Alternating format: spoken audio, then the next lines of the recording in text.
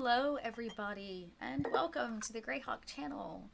We are back tonight with episode 7, I believe, of the Birthright of the Pomarj.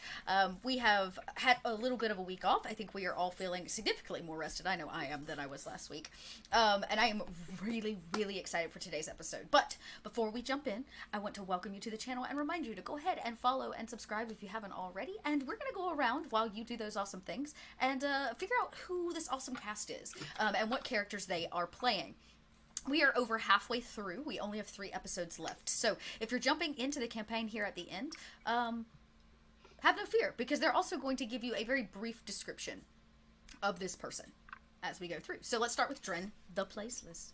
Hey, Chris. Why do we always start with me? Hey, I'm Chris. I'm playing Dren, the Placeless, who is an orc bard. He has been chronicling the rise and now fall of Turosh Mok for the past years, that we decided, didn't we? Yeah. He uses a drum as a weapon, because why wouldn't you? And we discovered a couple of weeks ago that he is completely covered in very fine tattooed script of some kind. And he is currently chilling out in his house in Paccarel, where he hasn't been for quite some time. It's true. I'm surprised you managed to upkeep it, or pay the rents. But I guess I assume he owns it. Yeah, I guess you might have just bought it. You probably don't rent it anymore. Yeah. Who knows? Nobody rents anymore. No, Maybe yeah, this what week- is that? Yeah. Maybe this week is Dren gets evicted. That's what this episode is. The landlord comes by with a pile of bills. He's like, oh, you so haven't paid rent for here you go. 20 years. This is just a sitcom now. Yeah. Man, oh Well, man. it's 2.5 orcs. Insert laugh track. Well, Dren, we did, in fact, we're gonna see him comfy, actually, in his own bed, you're right, after many, many years on the road. So we'll hop over back to Dren here in just a second, but let's keep going here. Hey, Scott, and tell us about your character, Tristan. Hi, I'm Scott. I am playing Dristan Traherne, the cleric of Kundo, everyone's favorite sourpuss dad. Dandy dad! Dandy dad, yes.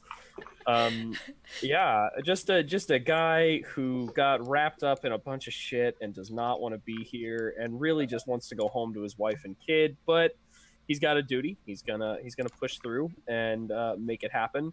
And last week, him and Ricky had the closest thing to, I guess, we're kind of maybe friends and bonded a little bit, as I think they would ever get. Oh, okay, I'm your new I'm your new dad, and you're my all right, I guess, yeah, maybe I shouldn't yell at her all the time. Please. Yeah. Especially So after we found out. expect more stern looks and lectures from me. I have no doubt that that is going to be the case. And we're actually, last week we learned a little bit about you and your adorable wife, and how you met. So you can go watch my last week's episode to learn more about that. Ural! How are you, Paul? I'm good. I'm in 123 or Paul, and I be playing Ural the Forgotten. He is an orc of Paladin, and the shield of Turosh Mok, one of the higher rank officers. And yeah, he's going through a crisis, I guess, an internal crisis at the moment of where he stands in the loyalty of Turosh Mok after learning about all this stuff. And I think last he was seen was right before everyone started going into Dren's house. He kind of laid back and then kind of just drifted into the darkness. Ooh, spooky. Ooh, spooky. Yes. He did drift off to the darkness, and we're going to see where that darkness leads him here in just a second. And last but certainly not least, our favorite halfling. Halfling. Not gnome. Halfling. And most fierce halfling I think I've ever met, in honesty. I'm going to be real with you. Oh, yeah. Yeah, the world's most terrifying. She's our elf. designated killer. Ricky, played by That's Salty Ginger. Hi everybody, yep, I'm That Salty Ginger, also known as Lauren, she, her pronouns, and I'm playing Ricky Thorngage, who is a very totally happy, enthusiastic halfling monk who's never done anything wrong in her whole life. Not at all. She didn't kill her dad. It's fine. We did not learn anything about that last week in a bloody head bashing kind of way. Oh Yeah. my. And yeah, these are our four kind of interesting characters who have been through quite a lot. They've seen a lot of death, and tonight I think a few things are going to come into place for them. I noticed you didn't say heroes. I did not say heroes. You haven't really saved anyone yet. I think Dren's the only person that's actually like saved someone. I saved that wolf lady. You did. You know what? You're right. You're right. You did save I the spent wolf a lady. lot of time healing people. You did. Yeah. You did. heal Tristan people. attempted to save, but we kind of got in his way. Let's be real here. All right. All right. I will call you adventurers. I will call you adventurers. This banded team of adventurers. Some of them wanted to go into retirement, some of them didn't, but their paths have led them here, all the way from the battle at Selene Pass, which has already spread across the land as one of the most horrific battles that the dwarves have ever partaken in, and the rumors have spread that Turash potentially has lost the taking over of that, even though everybody seems to be in a hold. And between that and kidnapped girls and strange cult things and face reconstruction, they have found their way to the city of Packrell, looking for a very specific person. A night's rest was needed, and when everybody split ways, last week we watched Tristan and Ricky go on a little adventure, we'll call it, into the center of Packrell, where they found a wishing well and banned Carl from making a wish. Multiple times true. over. He's not allowed to make wishes. He just throws them. I wanna know more about what the heck. Yeah. You guys deprived You the can watch child the of a wish. episode. It's on the Yeah. That's right. Yeah, you can watch the episode. And you each had a little bit of a, I guess we would say a flashback or a memory lapse where you relived a few important moments in both of your lives. And as both of you come clopping back, the camera does another pan, and while you're off making wishes and wells, each of our orcs are dealing with their own hauntings. Dren found his bed for the first time in a long time, and sleep takes you. But as you sleep, it is restless, and your mind wanders. Flashes of the bard on the battlefield, and his last words to you, and the book he handed you. That smell of burning flesh and women screaming. And as you stand on the battlefield in this dreamlike state, fog everywhere over the body of the bard who passed along his lore to you, your eye catches something glowing in the distance. There is an old woman by a well.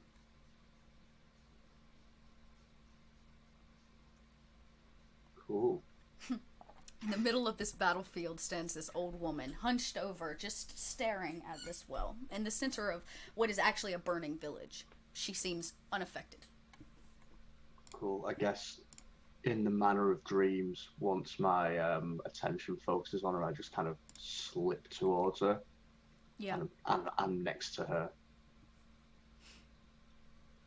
As you get close, you stare down into the well. It seems to be filled with water, but it goes so deep it looks black. Ash falls like snow from the sky and touches the top of the water, making small ripples. She doesn't look at you. She seems to be human based on size. She has a hood up over her head so you can't really see her ears. And she points at the well. And she says, "Make your offering." What is this place? It is a doorway, but you must make your offering. I have nothing to offer. You are orc. Yes. Orcs always have something to offer. It runs in your blood. I kind of reach out a hand over the well and slice my palm open and squeeze a drop into the well. Blink, it touches the top, and you watch as the The water seems almost thick, though transparent. It keeps it in this kind of tight ball as this single drop, like a bead, begins to float down farther than your eyes can see.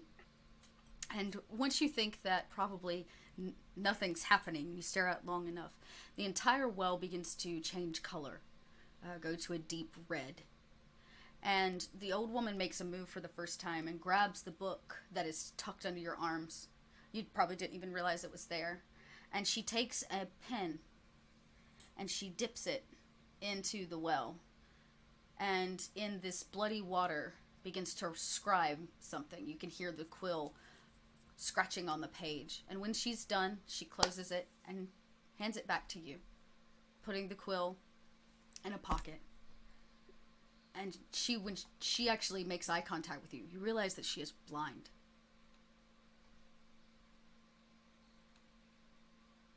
Who are you? She smiles a little, and she says, I am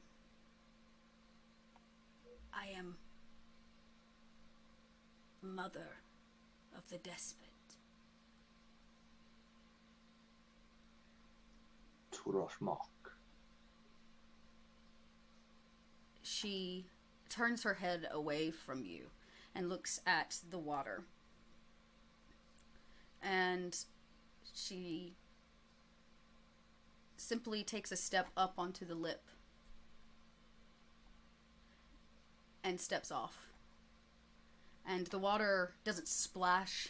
She doesn't float. It almost sucks her down like a thick, viscous. And she is gone. The sounds begin pouring in again, that of steel on steel, women screaming, children crying, the smell of death, and man and odor.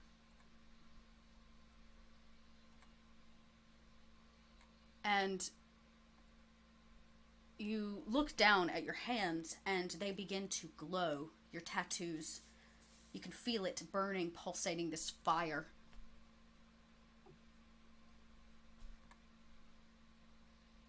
As if Is there anything burning. Yeah, happening? they're burning. Yeah, you can pull it back and see they're like glowing, embering. They're emanating a light.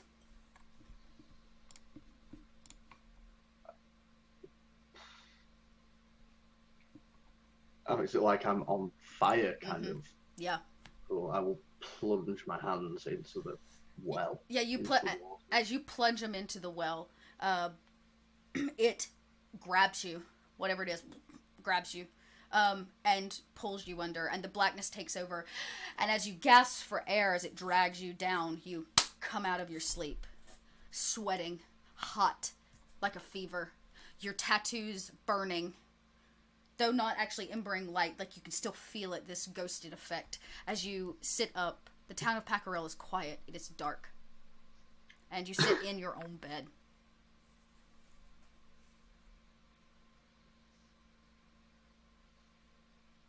I can't remember. Do I still have the book? Mm-hmm. Yeah, you haven't showed it to anyone. Cool. I immediately go like straight to the book. Like check it's safe and open it up and just see if anything's changed. You go back to the page that haunts you, the prophecy that you don't even know that you completely understand and can read, though you've picked up pieces of it. And knowing what you know now, you realize that it's not written in black ink. It's a deep red that looks dried and black on the page.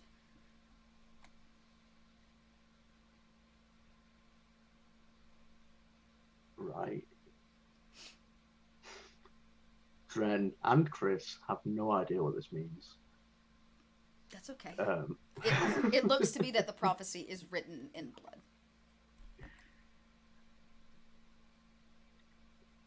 He's just gonna kind of very slowly start flicking through the book. Is the rest of it written in blood as well, or just that one page? It does seem that pretty much the entire book is written in blood. That's upsetting. think he would, noticing this, he would put the book away for a minute, just not knowing quite how to take this in, like digesting this information. And there'd be a moment where he considers going back to sleep, but knowing that it's not going to happen. And just kind of to clear his head and think, in one of there's a small kind of side table in the room, and in one of the drawers there is a his like single needle and bottle of ink which he's been using to tattoo himself his entire life. And I think kind of in the quiet of the night he would just sit and begin to update his tattoos with everything that has been happening to him since he was last home, and just kind of sink into a almost a meditative trance as he like taps the needle kind of a character at a time into his skin. Yeah, and as you do so, that same feeling of ecstasy and pain wash over you. And something happens to you. Tell us what leveling up is like for Dren. Cool. So, leveling up for Dren is it's all tied to stories and music, and kind of that's how he understands the world, through stories and music. And as he kind of writes his own history into his skin, it also kind of, the rhythm of the needle and the tapping kind of forms itself into a song in his head, which translates into his new spell. Which is kind of almost caught up in his desire to just, he's caught himself in this huge story that he doesn't want to be a part of, and he just wishes he could disappear.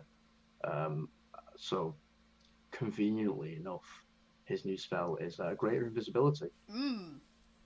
Yeah. And, Damn. along with this comes this kind of newfound knowledge of himself and his own kind of personality. And the other thing that happens when he levels up is his charisma has now gone up to 20, as his kind of will is reinforced, Nice. as he gained a new understanding of himself and his place in the world. As you finish putting this tattoo in your arm and you think deeply about that idea of wanting to disappear, the spell works for the first time. And as you get up to look at yourself in the mirror, as a charismatic bard is wont to do, you're not there. You are, in fact, invisible. And you concentrate again and come back into frame and stare at yourself in the mirror, and realizing that both your fitting frame and the addition of these tattoos over time have made you a very attractive orc. I guess by orc standards. And more importantly, yeah, that identity piece of who you are and what it means to be an orc begins to kind of fall into place as you stare yourself in the mirror. And down the street, you hear the pitter-patter and jaunty chatter and we'll say quaint bullying of Carl. He's like, oh, I don't know, Miss Ricky. You can hear them coming down the street. The only thing on the street this late in Packrell. The second he hears that, like, the second he hears Carl go, the moment is just ruined. And yeah, he's like, second right in the mirror, he just goes, oh. And the camera pans as Dren gives up, staring at himself in the mirror. Actually out over the city of Packrell, out of a window, and on the outskirts of town where a forest lies, a barrier that has been used for many things. It was part of Turash's march across the south of the peninsula. It was and has been well-known hunting grounds as well. But most importantly, it is and has always been a place of whispers, that of ghost stories and the boogeyman. Specifically one group in particular. And in Ural's exit of the group to find some peace and quiet, his feet seem to lead him to a place that he knows all too well. Do you want to tell us about it? It's without thinking. Euro kind of walks forward, and it's only through the sound of like a branch breaking does he kind of look forward and realizes he's at a burnt down, rummaged through, broken apart campsite. And the campsite is more orcish, so it's clearly it was an orc outpost. And there's a banner that's kind of hard to read, but a symbol that is definitely like readable for at least Ural, and it's a banner of his old clan known as the Koldar. And through stumbling upon to this, he starts getting flashbacks and memories of the previous clan he used to be, repressed memories that he tried to kind of forget, and just kind of wanders around picking at the pieces, and notices one little particular spot where he now remembers this was a camp that he resigned in during the dark times of him being a part of the Kroldar. And he kind of just sits down and stares and pushes the dirt aside and finds a kind of terribly made doll, like very, very, very rough, out of twigs and sticks, and kind of stares at it, and he starts tensing up, and Ural lets out a low grunt and throws the doll across, and just in a fit of anger starts swinging wildly and madly his mace at the broken and already ruined campsite, as if he's fighting shadows, as if he's kind of pushing stuff away. And after a good couple minutes of doing this, he's panting and just kind of goes quiet. This is a campsite for his hunting party when it used to exist. He looks down at an old bench kind of thing, and underneath it he finds a book, very burnt, kind of ruined, not really much pages left, but a book that he remembers. It was a tome that his mentor lent him to study. Not many pages are readable, obviously. However, seeing that tome brought back a lot of memories and a lot of unwanted memories and flashbacks of him slaughtering and killing innocent beings for sport. And he kind of breaks down and just starts kind of, I guess, whimpering in the woods a little bit. I was gonna say, do orcs cry? No, yeah, he doesn't cry. He's a man. No, I'm just kidding. He's just kind of like, He's an orc. I'm just kidding. But he starts whimpering and kind of just starts to try to regather himself. And after a little bit, memories of his family and of his daughter starts to kind of rush in. And he kind of smiles a little bit and feels a certain surge of motivation. But yeah, it's the campsite where his old clan used to be, and he just kind of taking in all the memories of all the things that he did and they did and how he kind of got out of it. But yeah. So as you stand there in the dark of night, there's no light out here. Nope. Where you're at, deep in the woods, you're not really met with the sounds of anything but your own panting as you pummel what is left of this campsite to pieces, smashing it, throwing it, bearing it against the trees that surround this kind of clearing. And the book is... With the book in your hand, you kind of rest there on your knees, panting from your exhaustion, whimpering, like you were saying, in the night. And you open it and flip through it? Yeah. Cool. As you flip through, you're right, there's not a whole lot left. It's kind of been burned and charred. But it is from your master. He signed it in the back. And there seems to be a few pages near the end that are intact. Some notes on a very specific spell. Couple spells, actually. Mhm. So the spells, one in particular, is how to dispel magic.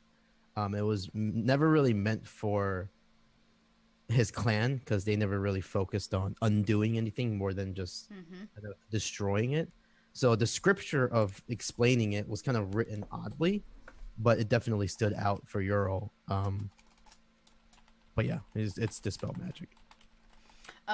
Yeah, which is great. Yeah, dispel magic is there, and it's hidden almost kind of in some side notes. Even your master, you're right, there was this shame in wanting to use a spell that would stop combat from happening versus accepting it and facing it head on, as orcs are wont to do. And you sit here for a while. It's cold and it's dark. And as much as you hate this place, it is also part of you. A history, one might say. Mm-hmm. One that you probably don't tell very many people about. Yeah, it's for Ural, his history and how he left is kind of a shameful thing. However, something that he believed was very necessary. All he can really remember is being caught, being captured while he was out in a hunting party. And while being captured, his captees basically tortured him for months on end. And he thought that his clan, his brothers, would come and help. However, the help never came. And during that time is where he started questioning what he was doing a part of this clan. It was only when he was barely the last one alive from his hunting party, everyone else was butchered off and killed, that he was rescued by, ironically, Tarash Mach and his marching party. And after they relinquished him, one of the soldiers, one of the higher up captains, gave Ural a choice to either join the ranks or just be free. There was no, bad deal. It was more just like, you can either come with us or you can just do what you want to do. And this was the first time Ural was ever given a choice to make for himself. Being stubborn, he decided to leave and go back to his clan, only to find out that his position in the ranks were replaced immediately, and his family apparently was nowhere to be found anymore. Even his home, his hut that was deemed his, was gone. And the leaders of that clan saw him being captured as a shameful result rather than death. So they branded him as a lower ranking soldier, and they said in order for him to return to the ranks, he had to go butcher and prove his worth. All that was obviously upsetting, clearly, but the thing that was most upsetting is the missing of his family and his daughter, and they wouldn't give him any reasoning. So he went out, and you still don't know why. It was basically they killed the family as a punishment, saying that you failed, so you don't deserve a family. So they butchered his wife and basically used his daughter as bait. And during the hunt, it went wrong, and the daughter was killed as well. That's kind of where the doll was. The doll was a gift that he made for his daughter, but it was never able to return. So you sit here with these items, your daughter's doll, the legacy of your mentor in hand, and the heavy memories of who you are and the ferocity of the orc people. Something that Tarash Mach saw and despised, believing that they could be better to both other people as well as themselves. Eventually, you find your footing, your breath, and make your way back. When you do, there is the sound of 4 people you know all too well. We're going to say in Dren's place.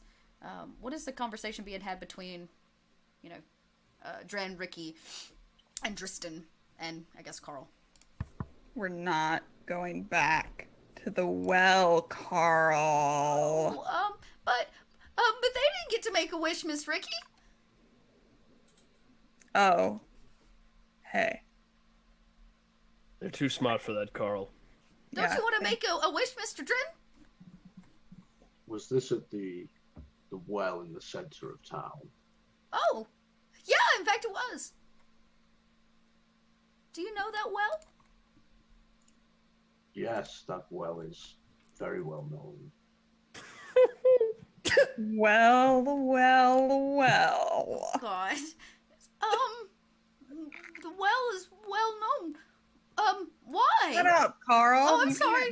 can't no puns for you, Carl. Puns are for the adults. Oh, Okay? oh. Okay. Well, can we go back? No. Okay. Well, where do we go now? You go inside. Oh. Just stay inside. Oh, okay. You see a raven or a crow, I don't remember. I would tell you to shoot it, but I realized that you... I could do that. No, don't do it. Just stay. I'm afraid you're going to fall out of the window. Oh, Just but you'll go. catch me, right, Miss Ricky? Carl, Uh-huh. why don't you go down to the tavern and get us some drinks? I get to go in the tavern? Yes. We literally came through there, Carl. Yeah, but I went with you. This will be my first time in a tavern by myself. Carl. Uh-huh. You will not be there long. Okay. Am I up with them? by Yeah, the I way? would say you're like walking up as this conversation is like happening. And so, I just like to note that like Ural's stern face with all the memories is immediately broken with the sound of Carl's voice, and he just kind of forgets and he smiles and he's just like, "Oh, I forgot." Right there with you, buddy. Carl, So- I feel like is the cock block of all things in life. So Ural at this point wants to walk up to Carl and kind of just look at him. You remind me of someone that I used to know. Oh, Only she wasn't as cowardly as you. don't. Here, take care of this, and I'm gonna give him the rough doll that he was carrying, which is symbolism of letting go of his past. And then just gives it to Carl. If this breaks or if you lose it, I will kill you. What a fucking guy. Hey, Carl, you remind me of someone I used to know. Here, have this thing. If you break it, you're fucking dead. Yep, that's Ural. That's how orcs roll. I was gonna say that's so then, orc of after you. that, he's gonna smile and just like laugh a little bit and pat him in the head, and then walk towards the group. Okay, well. I love messing with him. What kind of drinks? Drinks? Just ale, Carl. Okay, okay. He like runs off, like coddling this doll. Like a line, like he's just like holding this, like making sure nobody can see it or touch it. He doesn't know what to do with it. He's like awkward and weird. You're just watching him run. He's He's a like, 15-year-old boy with a doll in his hands running through I the wonder center if of he town. thought I was serious. He probably does. I kind of thought you were serious. Oh, He thought you were Carl serious. takes everything seriously. well, that's gonna be fun to watch.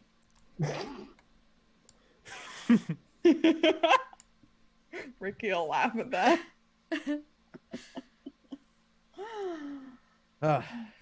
So, what has everyone been doing? Dristan smiles now. That's a thing.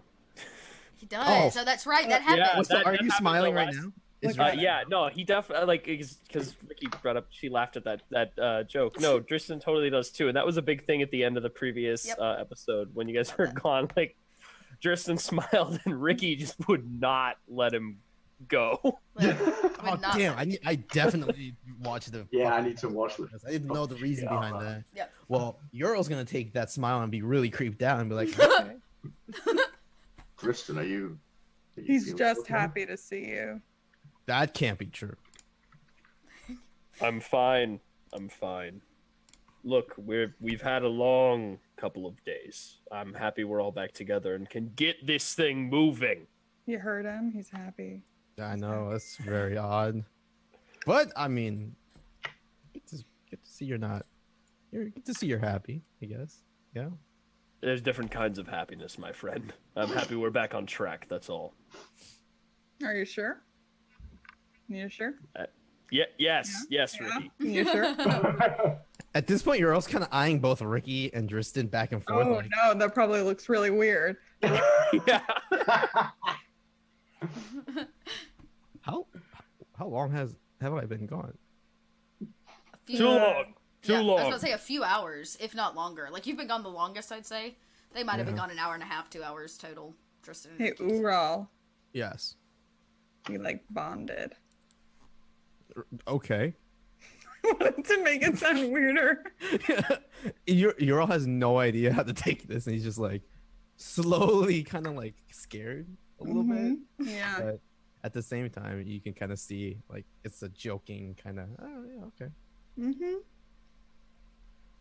Right. So we're supposed to go meet somebody named Droth or Droth. I still don't remember.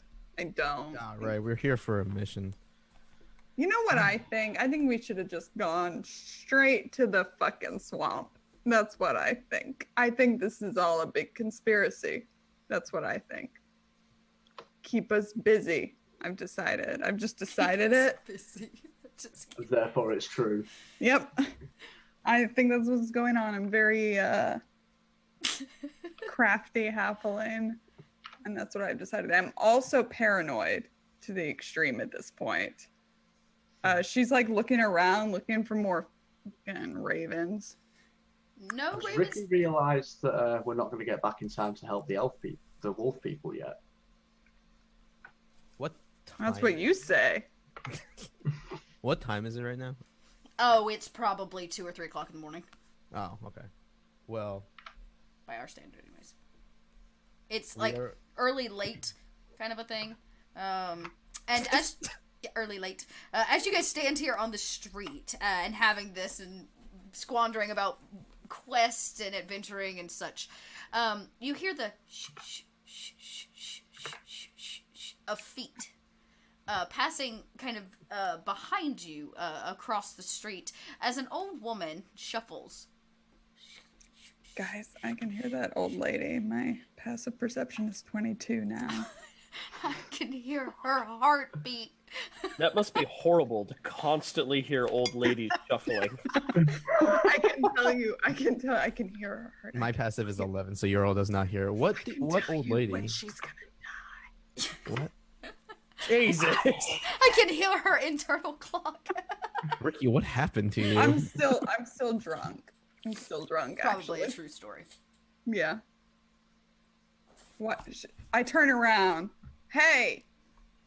I can hear you. Walk quieter. The old woman simply. Your feet. She's like hunchbacked and like crouched over. You can see that she's very frail. And she stops moving when you say, "Hey!" But she doesn't turn and look at you or say anything. Dren, there's something about this woman that makes the pit in your stomach stop. Oh. Are you lost, lady? You need me to shake her down, Dren. She's just standing there. I'll cautiously approach her. She Are doesn't you- look at you or move. She just stands in the middle of the street. I'm gonna Is she- flank Dren. Is she, Sneakily. can I see her eyes? When you get close enough, they seem to be whited out, parts of them and grayed out, and they are darting back and forth without purpose. That's creepy. So, quietly, what language did she speak to me in my dream? She talked to you in Orc, but it sounded like a human using Orc. Yeah, so in Orc, I will say to her, are you looking for somebody? She turns and looks up at you, and when she does, all three of you see her face. She seems to be blind and very old. And she looks up at you and she says, "I only search for the truth of the birthright. And she just keeps like shuffling towards the center of town. Do we all hear that? Yeah, she says it out loud. What language does she say it in? Orc. So you have to be able to speak orc. I look over to Dren. What the hell was that? That was unnerving. Yeah. Is she walking away from me? Yeah, she's left all four of you. She seems to be walking towards the center of town. The direction both Tristan and Ricky came from. Towards the well. Yes. I'm gonna follow her. She said some creepy things. I say both to Tristan and Ricky. I think we should probably. What'd she say that was so creepy? She said, "I only." Seek the Yeah. truth of the birthright. That's what she said. That's what she said. It was not our job to help polymorphed elves, and it's not our job to help this town take care of its senile. Hey. Oh, yeah. You- Hey. I Where's that told you. smile? Where's that smile? There it is. Damn it! Again, with that little interaction, Euro just kind of looks back and forth at Ricky and Tristan. Yeah, okay. We had a good night. We did. We had a great Raise time. my eyebrows where Tristan can't see me, but at Ura. Again, very creeped out, but not trying to say anything. Okay. Dren, where are you going? I shout out to him. I am not answering. I'm just going after the woman. Let's go. I'm gonna run up because I'm faster than you are. I'm gonna like jog backwards. I look. Euro's just like, it's very late, and then he just starts following. Yeah. Do you go with them, Tristan? Yeah. Yeah. I mean, I'm not gonna sit here. I mean, well. I mean, someone's you hear Carl's something. gonna get back to the flat. Oh, yeah, where's Drink. Carl? Yeah, you guys left Carl at the bar. He's gonna be there. Yeah, well, I'll follow. Like, I mean, I'm not gonna like. Obviously, there's a thing happening. You kind of look back, like Carl, and then follow. Yeah. As the four of you walk off just far enough where Carl comes bustling out, you hear him like, oh, as he comes bustling out of the bar to the street with four pints. He's spilling everywhere. He's spilling them everywhere as he bustles out Did we see that? bustles out of the bar. You guys hear way off in the distance, like he's a couple blocks behind you. You always hear Carl before you see him. Exactly, and you hear you go, Miss Ricky. You can hear him. Can I Okay. not hear him? My passive perception is so high. It's so high, and it's just a very light. And he goes, "Oh, okay." And you hear him walk, like his feet kind of patter back, like he's headed back towards the bar. It's fine. It's gonna keep... It's fine. The Probably bar, for the best. bar people will take care of. Yeah, send them to a bar at 3 a.m. Sounds great. So, you guys follow this old woman. It doesn't take you long to catch up to her, and she clearly, she walks the whole way not saying anything to you. And she gets to the well, and stops, standing next to it. And like deja vu, Dren, that snapshot of an image of the woman at the well from your dream. The only difference is everything around her's not burning. Oh well, that's good. Plus. What's she doing at the well? She simply stands there and stares into the water. So I'll kind of go up beside her and very quietly, just so I kind of don't want Ural to hear because I don't want to have to explain this shit.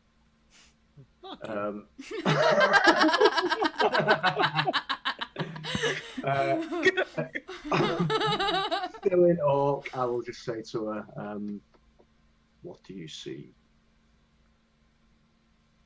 Nothing. Well, that's an obvious fucking answer. I'm only meant to show you. She kind of whispers in her quaky voice. Then show me. She looks up at you again as if she were to see you and says, I can't. Why? Because I am no orc. I'm not gonna slice the palm of my hand open because that's a stupid thing to do when you're awake and you might need to use your hand. Sure. Sure. You know, I'll just kind of make a prick here, Yeah. just so it gets a little bit of Okay. blood, and just drop a droplet of blood into the well. You guys watch as Dren whispers to an old lady and then begins dripping his blood into the well. It doesn't take long before the blood, almost like a thick dye, turns the entire pool from this like deep blackish blue to this deep reddish, like burgundy black color. And the well does go very, very deep, though the lip of it is very short. And she says, "Go on. Drink it." Drink it. Yes. People spit in that well. I can't understand what you're saying, but I don't. I think you should know that people have done things. Maybe nobody here. I mean, It's fine. Orc blood sterilizes things. Oh, Carl threw dirty money in that well. He did what he did. I'll scoop just a palm full of water and very tentatively take a sip. Ricky's like, Euro's gonna be like, did he just drink from that well? Do I have cure disease prepared? I'm gonna. we're all just like, ooh. Yeah, you guys like move for him as you hear Dren like it up into past his orc tusk. And the old woman turns her head and looks at the three of you as you reach for him, and she says, "You too." What? She says, "The water. Drink." You want us to drink that water that he just drank from? What is she saying? Is this a drug dealer? The world's worst drug dealer. Drink from this scary well. Do not pay me for it. What? Don't pay me. Just slice your hand open. Then you can come get in my van for candy. This lady is terrifying. Dude, we've Hoorah! awesome. Yes. What? What is she saying? She's saying to drink from the well. No. Oh, we threw things in there. Oh, also it's a well in the middle of a town. Yeah. Dren, what are you doing? Trust me. Are you high? I trust Dren. I Not do. yet. Oh well, you Okay, know. listen. If trust Kristen you. is gonna do it, I'm gonna do it because I can do anything. I drink, and only because I trust Dren. Aw, Aww. so nice. I'm gonna drink and just keep eye contact with. It's awkward. It's so with awkward. with Tristan the whole time. Yeah, I think I don't break eye contact with Ricky either. Like, we might both die. Who knows what's gonna fucking happen So, here. It's not good. Euro's gonna watch Yeah. that all unfold. And he's just gonna be like, "What the fuck happened?" And then So- you're all in his mind. He's gonna walk up and be like, hey, "Fuck, all right, whatever." And he's just gonna scoop up and just smell it and then drink it. And Ricky, you're last. You gonna drink? Yeah. Oh, okay. Okay, I wanted to make sure. Sorry. She There locked was- I eyes. was. Oh, that's right. That's right. So you were last to drink. And she looks Ural up and down again, like kind of like panning across you. What? And yeah, right. It's like she's like looking through you almost. In the center of this town, and all four of you stand there for a second. She says nothing. And she lets this water take a moment to course through your veins with the mixture of orc blood. And she says, "Now you can cross the threshold. Come, What? come." Yeah, she says, "Come." As she motions and begins like again down like a side street. And she comes to a doorway. Or a door that's in this nicely arched doorway that seems to lead into like a basement, possibly. And yeah, I know, God, right? what have I done? I know, right? And there's like a set of stairs down to it. You walk down to it, and she says, "Droth is waiting for you." Dren? Dren, who is this woman? That doesn't sound familiar at all. We have to talk to Droth. No, that doesn't sound familiar. I don't think that's I right. will explain at a more opportune time. Now is the opportune time. I just drank a well from the well with your blood apparently in it. So Oh, that's right. Only a drop of my blood. She says, so you better explain. There are much worse things in that well. That does not bring me. Dren, if we're to trust you, tell us why you are leading us. Why we have drank your blood and are going into the basement of a strange woman who happens to know the spy, right? Sure. Spy that we're supposed to Fey be? Queen spy, yeah. Is there anybody else around on the street at the moment? no, it seems to be relatively empty at this time. At Are least there here in the any middle of town. ravens? No. No. Ricky would know. So I see everything. I had a vision of this woman. Okay. Not yet. Ricky is not high. Yeah. I'm saying we had visions. I'm high on life, yo. We had visions in the monastery, and it required drugs, is what I'm saying. Dren, what is this vision of? Me, Oh shit. says the old woman. Says the old woman. There you go. And it is no vision. I came to him while he slept. Yep. She bit him. Okay. Yeah, that's the thing. Well, all this sounds phenomenal. I just say we go with it. Fear and loathing in the Pomarj. Our next campaign. 7, son of a bitch. She says, you have to be the one that opens the door. Who is she saying that towards? All of you. All of us. Okay. I mean, she kind of like gestures, meaning like one of you have to open the door for yourself. She can't do it. I will reach out and open the door. I'm all in.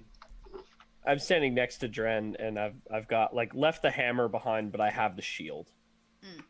Yeah, at this point. I think I'm gripping my shield, not my hammer though, just my shield. The woman lets out a faint like laugh. You won't need weapons here. I bet I would. Did you hear us unsheath them? She smiles and says, I don't need eyes to see you. Okay, you're one of those fucking prophets. All right. I love all of you like, God damn it, these people. It's just like We don't like children and we don't like the elderly. All right. Okay. So when we, She's right. She is right. lady, if when we open this door, what's gonna be on the other side of this door? The truth of Tarash. Oh, fucking bullshit. And Can I his heirs. guess? No, I'll wait. You I'll wait. can if you want. I'm just going to open the door while they're giving her the 3rd degree. It does seem to, it opens to a narrow stairwell that leads down. You can see it hit a landing and there's light coming in from the very bottom. I'll start heading down it. She looks at the three of you. What kind Gosh. of looks at you? Fuck it. Euro's just gonna grunt and be like, "All right," and he kind of like grips the shield just in case, and then we'll follow through. I'll send Ricky down first and take up the rear. Yeah. 'Cause you're looking out for me.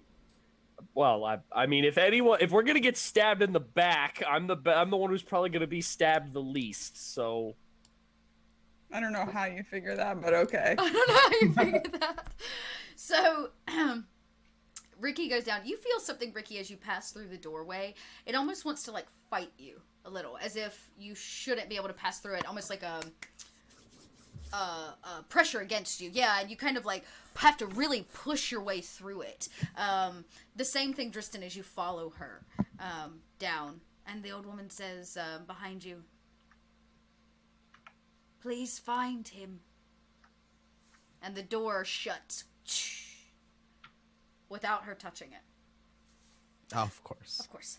You come to the end of the landing where the light is spilling in, and it's warm. And you seem to be in some kind of underground bunker or basement. And there's a well directly underneath what you could suspect to be the well in town. It sits at the northmost end of the room. Water from that well above seems to be in some kind of encapsulation. Not in a tube either, but it does take a tube formation as it passes from the one above it to another one. And it seems to go into another well that goes down into the ground. There is a woman, human, older, but I would not call her the elderly, so maybe you guys won't hate her as much. And We'll see. she sits at a chair near the fire. In the center of the room is a large table covered in books and tomes and papers. And she does not speak, but she looks at all three of you, and a grin crosses her face. Dren, this is part of your vision? No, we have gone beyond my vision now. Oh, great.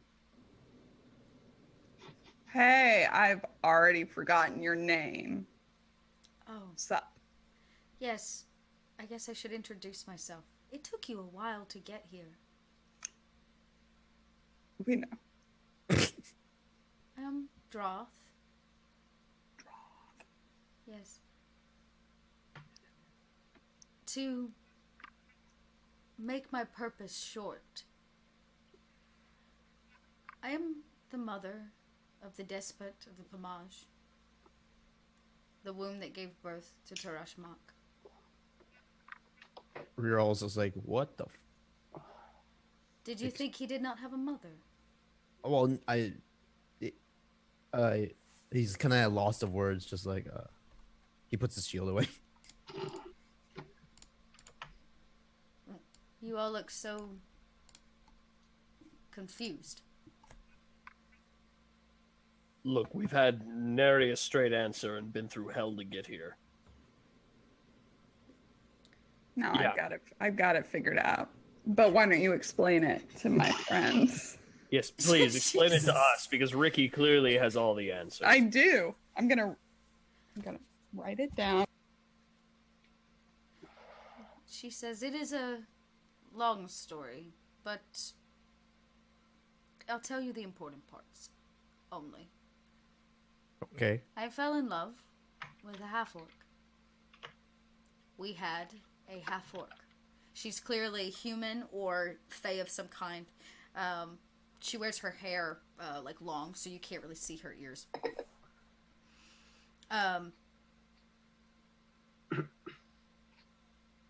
Tarash was my prize, my joy, and I saw him rise to knowledge in Selene. And I watched him fall when they denied him the opportunity and the equality in that of civilized races. It broke him. There are 3 old women that permeate throughout lore, but they are always blind, and they always see things. She looks right at Dren, and she says, "They wrote the book you carry."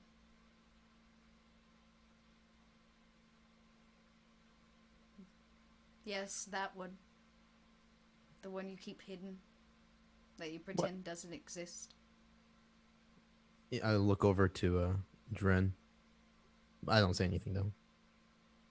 Me neither. I'm not acknowledging that. She says, "It's okay. You'll understand why in a minute."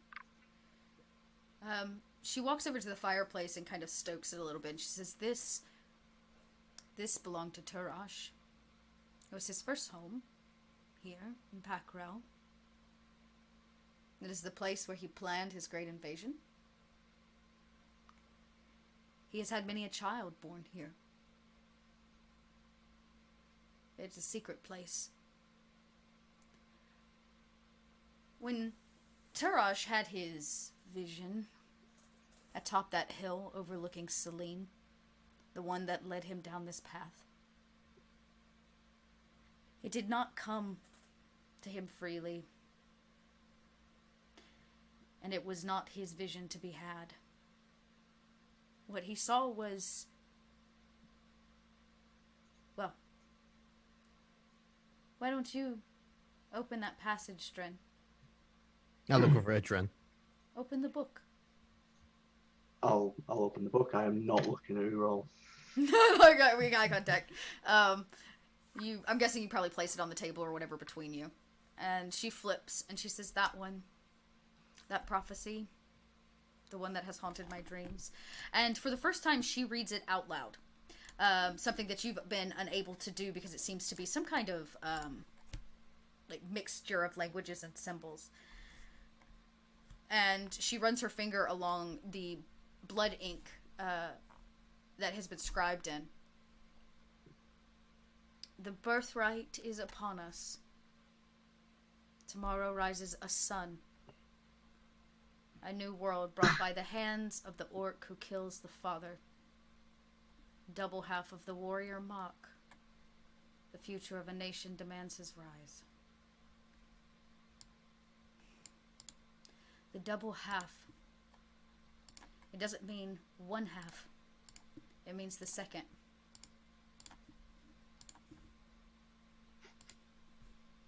It means Tarash's firstborn. At this point, Url's losing his shit. And he's kind of just like back and forth, like, Dren? What is she talking about? I am unsure. When Turash had the vision when this prophecy was written by the three blind women, they saw what he saw, and he shared it. Not because it was supposed to be his, but because it was supposed to be his firstborn sons. Turash will never lead his men to victory. He will never be the leader of these people. He is what they need now, but he will not fulfill that prophecy, for it is not his to fulfill. I did not have the heart as a mother to tell him the truth, so I hid it from him. I believed he had the right to make a future for himself. And when he took up the mantle to become the despot of the Pomarj, to merge our culture with everyone else's, he knew he couldn't do it alone. And after he took the life of his father and his brother, he only had me and what he could spawn. And she comes over to the fireplace, and you watch as she comes up to like the mantelpiece, and she grabs something shiny, looks to be a knife, and she she picks up the knife and she motions for Ural. Huh? Come. I really don't want to. I would like to show you something. Do you feel threatened? I feel a lot of things at this moment. Threatened is one of them, yes. Yeah. I look over to Dren, I look over to Tristan, I look over to Ricky, like just like looking for anyone kind of there. I give Ural the thumbs up. Oh my god. Go Oh to my her. god. She says, here, Dren, what do you... you can do it yourself. She says, I need your blood. Dren has already sacrificed his for tonight. Okay. I mean, why not, right? Earl walks up. I think you're muted, Scott. Okay. Yeah, you walk up. You're all... Sorry. No, I was. You want to say something? It was more just me exclaiming at my screen. Why does everything have to involve blood? Actually, you know what? She hands the knife over to you and she says, I need your blood. And she turns and looks at Dristan, feeling that energy. It's okay, and she says, it does require blood. She looks at the orcs in the room and she says, you know this. I hope you were taught by your families this. But in the orc culture, we believe that blood is more than just that which runs through our veins. It carries with it a part of the vessel that holds it. imbued with the soul and the memories of creatures. It connects us. It binds us. Yeah, give her your soul, Ural. I look over to Ricky, pissed. And I look back. We're trying to save a tyrant's life by performing blood magic in a basement with a blind woman. She looks at you, she says, I am not blind. She says, but yes, the 3 blind women, they see things, what they Right, do. sorry. On behest of On behest of the 3 blind women. And she says, really, I don't need much, but I do need your blood. Here, drip it here. And you see it. No, I'll do it. Let me do it. She says, no, I'm going to do it. You can't. No, I don't want to give you my blood. I get it. I'm not an orc. Okay, no, I want to cut him. Why do you want to... No, before she even, like, reaches, I'm just like, I just cut it myself. I'm like, I don't trust you. I can cauterize it with my weapon. Oh my god. I don't I can heal him! You slice his hand and Ural drips blood into, as the both of you approach, you see that there's a small, like, groove that runs along the front end of the mantle and kind of around the side and touches the wall. And as you get close, you begin to realize that the grooves go up the wall and into it, into a very light design. And as the blood drips, it multiplies and duplicates in amount as it runs quickly. And as it touches the wall and begins to run up the grooves, you realize that there is something carved in the wall. A giant tree over the mantelpiece that gets basically filled in with blood. And she looks up and you see from the branches of this kind of, like, I call it a tree. It's not like an actual, like, pictographic description of one. But branches come off of one another. And at the top, in these letters that begin to appear, it says, Turash Mok. And it breaks down from him into a series of names. And from those names, more names. And she says, this place is where Turash kept his lineage secret. Dren, you categorized his entire life. Did you know that he had 22 children before you set out on this adventure? We have learned that along the way. Turash did not want anyone to know. But my son, being proud, made a mistake. And she looks right at Ricky. He trusted a group, made them promises.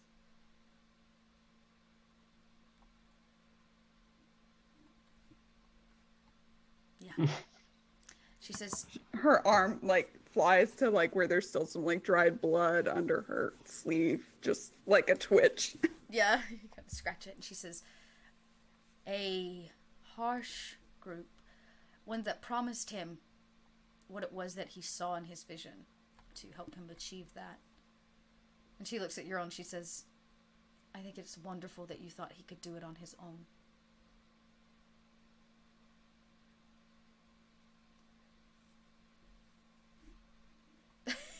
Do you just give her stink face? Oh, no, I'm sorry. My mic You didn't say anything. You just looked at me like I sorry. had just given you the worst My foul mic didn't thing. pick up. I'm sorry. I just, I mean, I guess. Yeah. It's okay. As a mother, I wanted it for him. It's all right. But as you begin to look at the tree, she turns around and tears begin to run down her face, and she says, "They've already killed 13. Who's they? The Dark Brotherhood. Why? We are not the only people that believe that blood holds power. Right. The Dark Brotherhood uses it in rituals, extreme ones. It is no coincidence that the Fae Queen, she did not send troops to Selene, did she? Nope. No. The Brotherhood did not want Turash to actually do what he needed to do. So they sabotaged him, set him up for failure, assured that the Queen's troops did not make it by making a pact with her. Turash was never good enough to join her council. She set all this in motion. So she asked for them to wipe Turash's bloodline of this place. All of them. And she looks at the very top, and she points underneath one woman's name, a single child born. And she says, that one, that is his firstborn. That's the one that the vision was supposed to be for. Correct. What does the name say? The name at the top reads Kagra. Kahhagra. Kagra.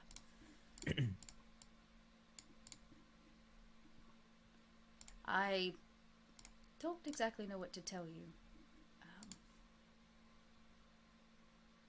Do you know where that kid is? Yes, I do. He wanted to be just like his father, a warrior. And Turash learned everything he knew about combat in the arena. Dren and Ural, you know exactly what she's talking about.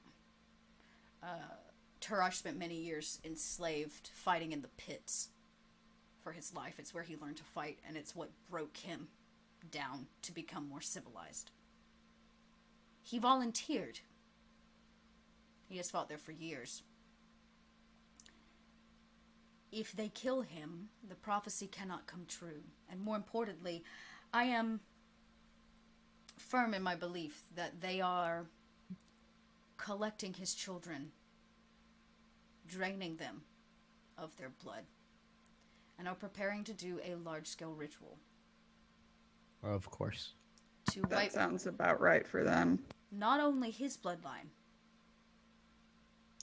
but I have a firm belief that they are attempting to do a ritual to wipe all orc bloodlines.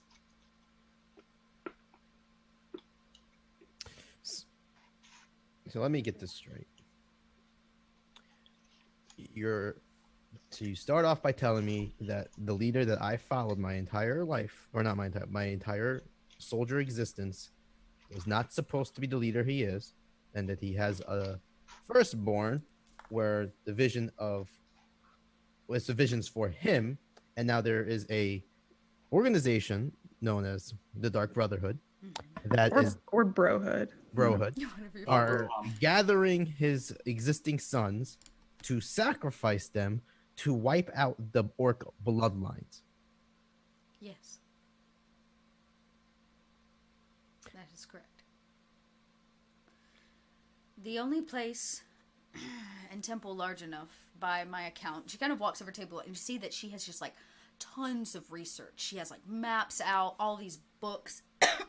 She clearly has spent a long time down here protecting this place and researching this. And she says, as a paranoid mother, I have done an extreme amount of thinking on the matter. A ritual of that kind, one that would take that much blood and power, must be done in a place that can maintain it, one that is built for such activity. There once was a temple deep in the swamps, just outside of Sailing Pass. There you will find him. But that temple, it's known for other things than just rituals. What is it known for? She passes a book over to you that shows you kind of a sketched image of what was this beautiful temple in a swamp. The kind of pyramid type shape of it as it goes up. She says, this place was used as a beacon for dark magics, we'll call it. Necromancy. It was sunk by a group of wizards into the swamp. There is rumor there's a way to access it, though I do not know. You must keep my grandson alive. The Brotherhood still believes that Turash is the one the prophecy is about.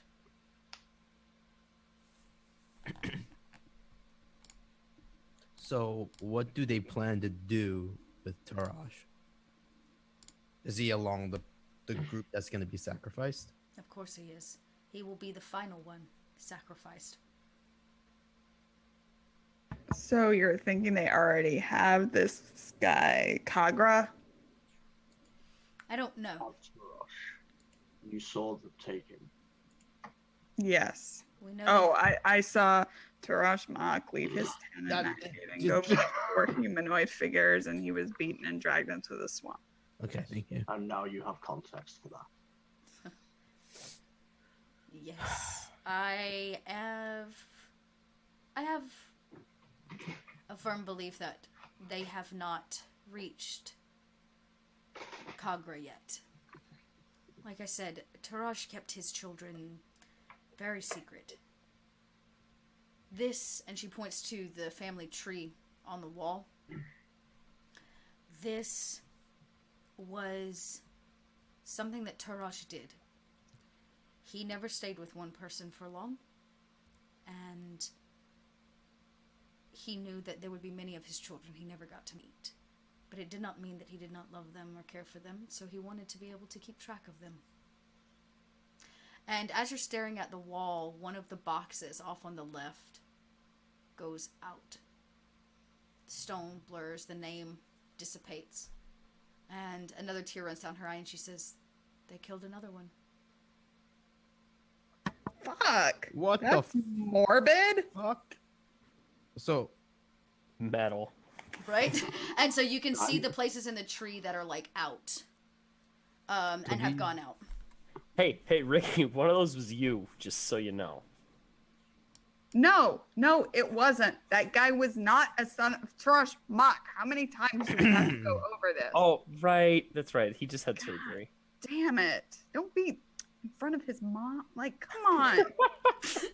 She goes, "I'm sorry. Is there something I missed?" nothing. Nope, nothing. Nothing. Nothing is unsaid. Everyone knows everything. Everything's fine.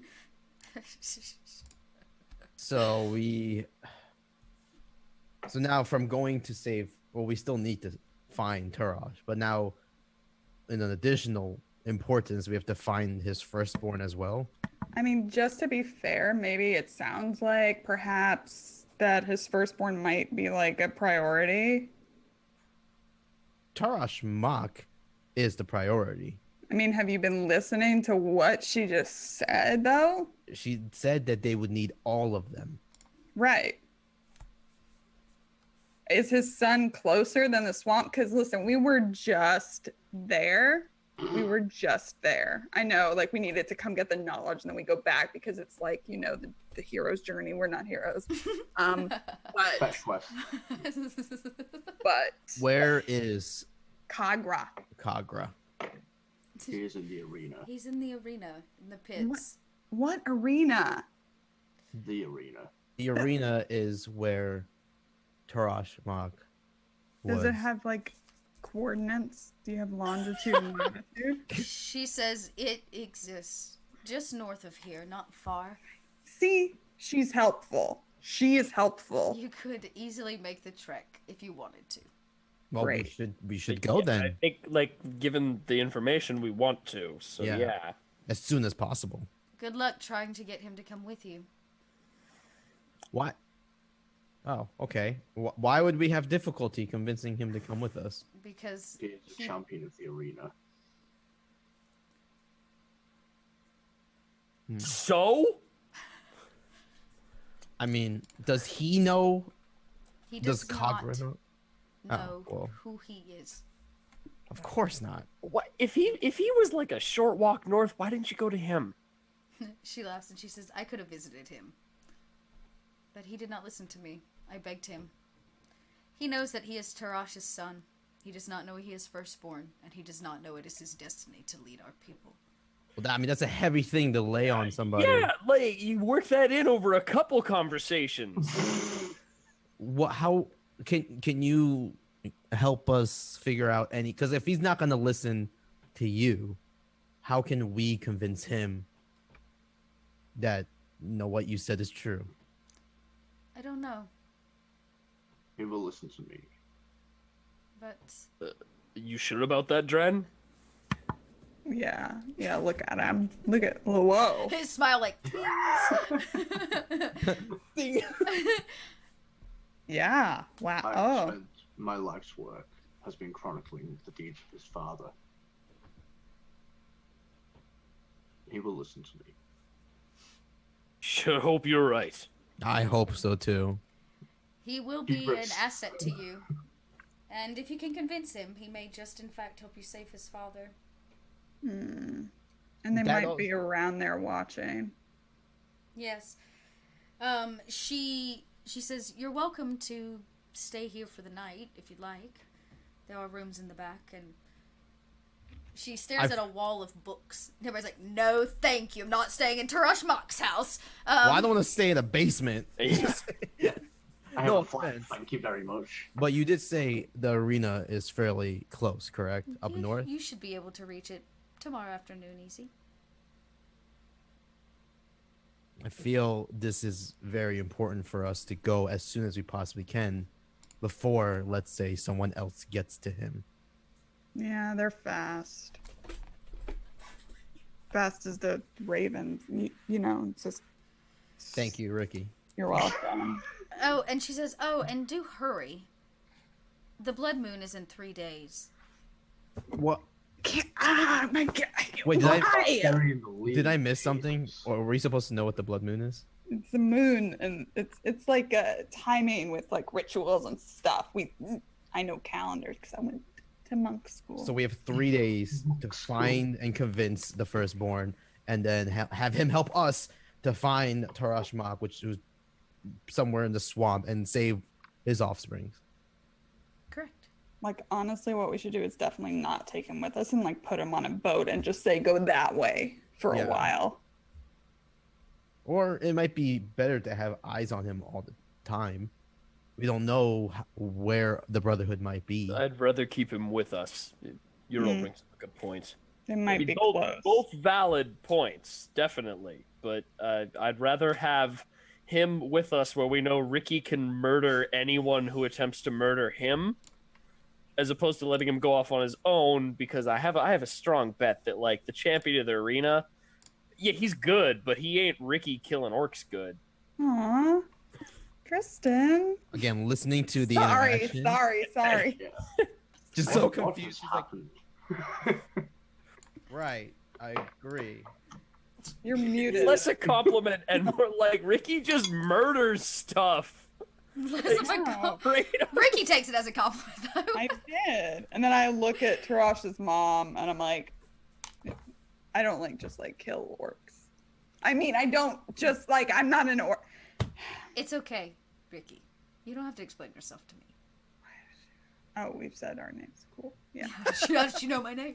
She says, he is his last boy. The rest are now dead. You may want to mention that to him. For he is the only one that can carry on Tarash's lineage. Again, that's a heavy thing to drop on somebody, but I trust that you'll figure it out. I look over to Dren. Yeah, I hope so too.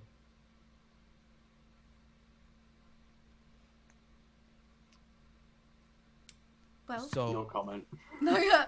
Ooh. so then what should we do? I guess. Sounds like you need a good night's rest. Sounds like we need to leave immediately. There's I the mean- Tristan we know and love.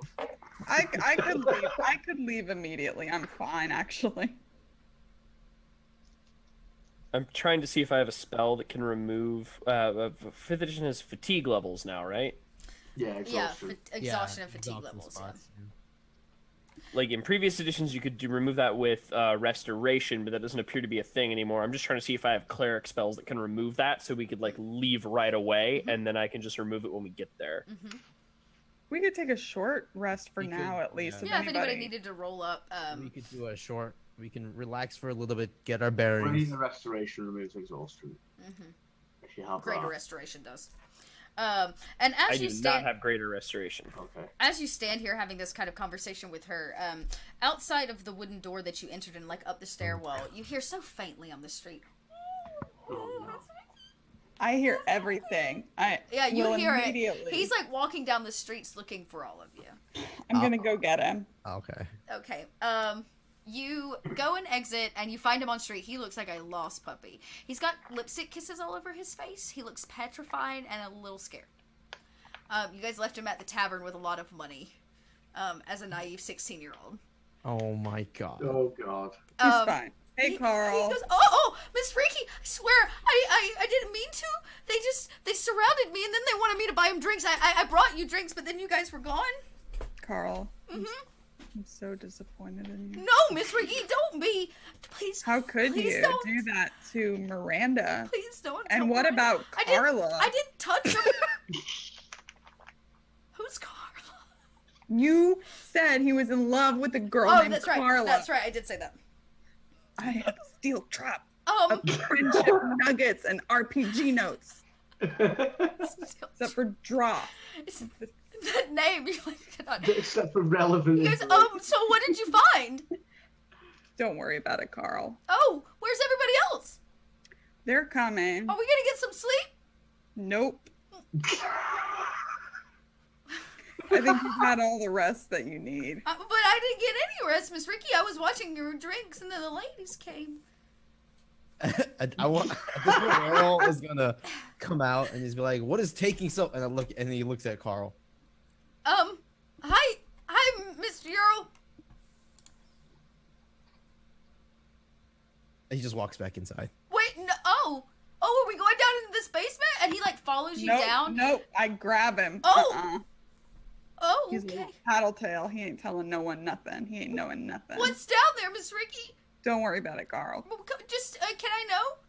I throw a sleeping bag out the door. Oh. There. Take a nap, Carl. But I thought Right, you said we just weren't sleeping. No, in the street, like an hour. You can have an hour. Go. In the street, just on the floor. And he says, okay. And he goes and crawls in this sleeping bag in the middle of the street. Do all of you exit, or does anybody want to say anything to Tarash's mother, Droth? I'm out. Are we okay? Off character, but like, are we gonna rest or are we gonna leave? Well, so I don't have greater restoration, but the internet recommends we just ride, and then I kill you all and cast Revivify. That was going to be my next suggestion. Which is psychotic, and I'm not doing I that. can help you because I have that as well. We could be double revivified. That is some crazy psychotic We're bullshit. not just gonna ride all night and then ritually kill each other and bring each other back. As That we're is riding, insane. Tristan and you're all just like look at each other and you wink and we're like, yeah, we know what we're doing. I mean, I think we're okay. Okay. I'd rather be tired, man. Be tired. So yeah, are we just gonna rest or are we gonna go? Let's take a short rest. Okay. On Yeah, the I'm street down, with down for short Carl. rest. Yeah. No, I think we should sleep inside and leave Carl outside. I'm gonna stay outside and keep We an could eye get out. a cart, sleep on the cart, and let Carl drive it, and just let Carl deal with being exhausted. All right, well, I'm cool with killing Carl and using Revivify on him. No. I feel like Ricky would lose it. Oh, he'd be fine. So, you guys exit, and we'll say I throw a on rag at Carl. the way out, Dren is the last one out, and she, as you kind of exit, almost with an ungodly speed, reaches out and grabs you by the wrist, Dren, and she says, "Please understand. The prophecy only calls for his son. There is only one left. Every time one dies, it passes to the next. If this dies, there is no son for it to pass to." You already explained that there is only one son left. And The by standing sexist here- prophecy draw. She Bye. goes, yeah, right. She goes, "Wait. You need to understand. He has impregnated another woman. Fucking A, dude. We do not know This if guy it is gets male loud. or female." He'd been kidnapped. Yeah, right. Before then. Yeah, before that, yeah, telling we've you not that been out pregnancy- 9 months. She says, Wait, you think she would have brought that up earlier? she says, Yes. "This one will be the first boy in almost 10 years. How can you possibly know that? The sisters tell me what I need to know. I've given Medieval ultrasound. Yeah, she says, I have given everything to ensure that Tarash gets what he wants. I am his mother, after all. Good luck. By standing here holding my arm, you are slowing us down. She lets go. I only tell you what I feel will be beneficial. Thank I'm you. out. Yeah, and she says thank you as you exit. And the four of you stand on the street. Carl is snuggled up in his sleeping bag, zipped up to the top like a cocoon. In the street. In the street! That's what you guys told him to do! That's what I said. Are we gonna sleep like on that area, or are we moving forward? You guys might I take a short like- rest. Yeah, short rest is just like Okay. chilling out. So we'll say this is the perfect place for a break. You guys exit this place, and as the door slams behind Dren, you hear the locks like bolt, and something about it changes. The door itself, it's not what it was. What was there is no longer there. If you were to, say, even open the door, you would not see what you saw before. And the four of you stand on the streets, taking a short break before you ride out at the wee hours of the morning, about 4 or 5 a.m., towards the pits. And we're going to break there for now. I'm sorry, we're going to break. Let me try that again. We're going to break now, take about a tenor or so, maybe not even that long, and we'll be back shortly and finish this up and see what you guys find at the pits.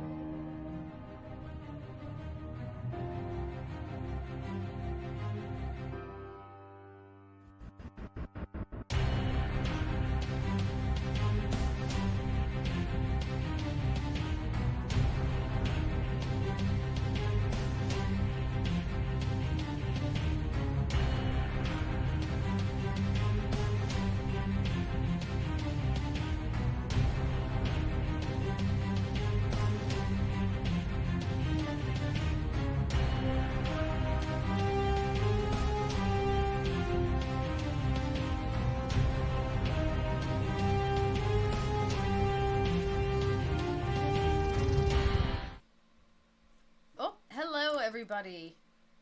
And my video is all funky. Let's try that again. Hello, everybody, and welcome back to the Birthright of the Pomarj. We have just come off our break. I have candy corn, so I'm a happier Chelsea. And we're going to hop right back into kind of where we left off. If you're just now joining us, thanks for stopping by. Make sure to follow the Greyhawk channel. And remember that the Greyhawk channel is made possible by awesome sponsors, which you can learn a little bit about below. When they sponsor the channel, they help make this whole process possible. So go support those awesome sponsors. You can also make donations to give, what is it, Divine Favor. Favor is what we call it. Yeah, Divine Favor here on Greyhawk, which means a random roll for characters to have something great and awesome happen to them. So note that you can do that. You can also follow and subscribe to the channel to help keep Greyhawk going so we can keep telling these awesome stories set in Greyhawk. As for our story, it has been following that of Tarash Mach. Our 4 characters have recently acquired quite a bit of information. Kind of changing and repositioning their trajectory from simply looking for Tarash Mach to realizing that potentially the more important item is actually the last remaining son of Tarash, which is alive, and fights in the pits. So, our characters, after a short rest on the streets of Pacarel, set out on horse, I'm guessing, towards the pits. It only takes you a couple hours, but you are riding at night. I need to know who's navigating. If you have been to the pits before, if you want to roll the survival, you'll get advantage. I know Dristan hasn't been to the pits before, but he does have a good survival. Okay. Yeah. Oh, But would Dren have been to the pits? I don't know. You tell me. Probably. If you're writing his story, you probably would need to go to all the historical spots. It's one of those places where either the scum of the earth are there, or the upper crust of, like, the orc culture is there. It's like a boxing ring kind of a thing. It has that. I feel like it would be a culture trial, like a trial of passage for most orcs to at least visit it. Yeah, visited, if not competed in at least once. Yeah, so, like, Ural's probably competed in it, I would imagine. Yeah, but my survival's shit, so. I was about to say, you're going to get advantage if you visited before, but yeah, I don't really care who rolls it. One person can basically roll it and take advantage. If we want Dristan to roll it with advantage, basically you guys would just help him get there. Yeah, we can. Let's do that. Yeah, let's do that. Let's min-max this fucker. All right. Okay, so you get there pretty easily. Carl is not quiet. Of course. He keeps asking questions like, where are we going? That way. Why? What'd you find in that basement? Basement stuff. Like scary stuff? Yeah. Very it's, like, scary stuff. Oh my! I'm so glad that you protected us. Hey, Carl. Mm-hmm. Do you still have that thing that I gave you?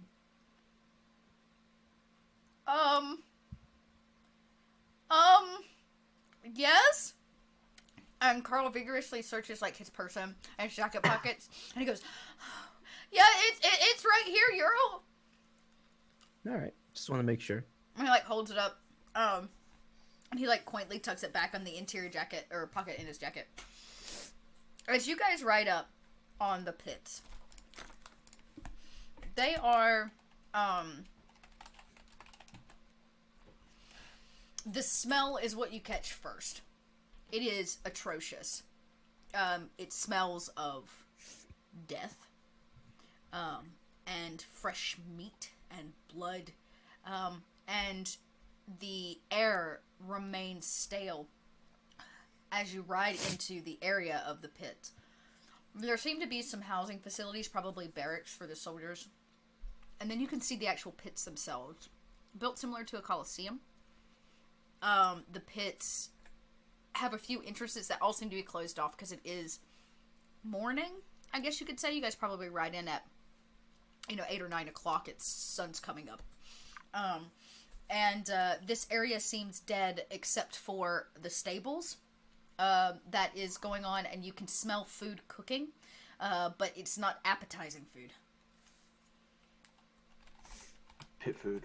Ural takes a big woof and just smiles and grunts like, feels like home. And then I look over to Carl and grin.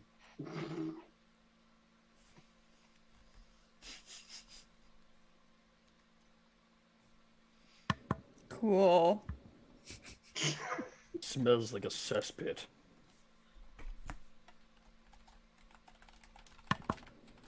Hey, Tristan. Tristan.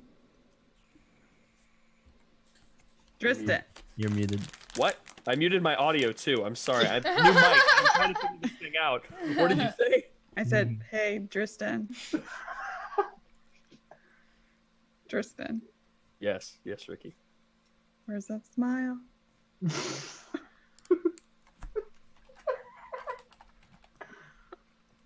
Back in wherever we left. Aww. She pouts. I pout harder. At It's this more of a point, you're grimace. That's more of a grimace. I Tristan. can't. Earl is very uncomfortable, but Look. ignores it. Tristan. There it is. There's my So sad. That's it. Like that was like 30% of my power too. Nice. Sweet. Okay. Cool. So we're just gonna go like jump on him in bed or something Whoa. Okay. Yeah. to wake him up. I think That's the Torashmak approach, right? no. Jump on him in bed. He does have 22 kids. No. Whoa. 23 now, man. I think it would be best for us to approach him honestly and try to see if we can just talk to him. We'll bring like a hot dog and a beer from the other vendors. Hey, man. You know he's not eating a hot dog. This dude's counting macros. Yeah. I think maybe you guys talk to him. Like unless he's like super into halflings, which like, you know, some people are. And I'll just like keep an eye out for sketchy folks. Question: Is the pits Answer. known? Is the pits known to be like hostile towards non-orcs, or is it kind of just like a whatever kind of thing? It is definitely orc territory, and orcs reign supreme. People will come from other places to see it because it's just such a horrific experience to Okay. be at the pits. I don't want to get into a fight with him and then show him up, you know. I smile at Ural. Fighting. You're all slightly insulted, but at the same time, like that's kind of true. There's a large voice from the opposite side. This kind of centralized courtyard where all the barracks and everything are. And he goes, "Hey! What are you doing here? Pits aren't open, go home." Dren? Why are they closed? It's the morning, drunk. I- You're drunk, aren't you? You don't even know where First you off- are. First off, I assume we've got some kind of insignia of Torashmak on me. Probably, yeah. If you're still I would wearing have your it on armor. my armor. Yeah, if you're still just wearing it on your armor. Just flash it at the dude. Alright. Well, We are here. what does We are Taros here. want? What's the guy's name? He hasn't told He hasn't said anything. you. No, Oh, the you guy mean that his was- son? Oh, his Yeah. son's name is it's got Kagra. Kagra. Kagra. Kagra. Kagra. Kagra. We are here. Here, I'll put this in chat for everyone to see. Kagra.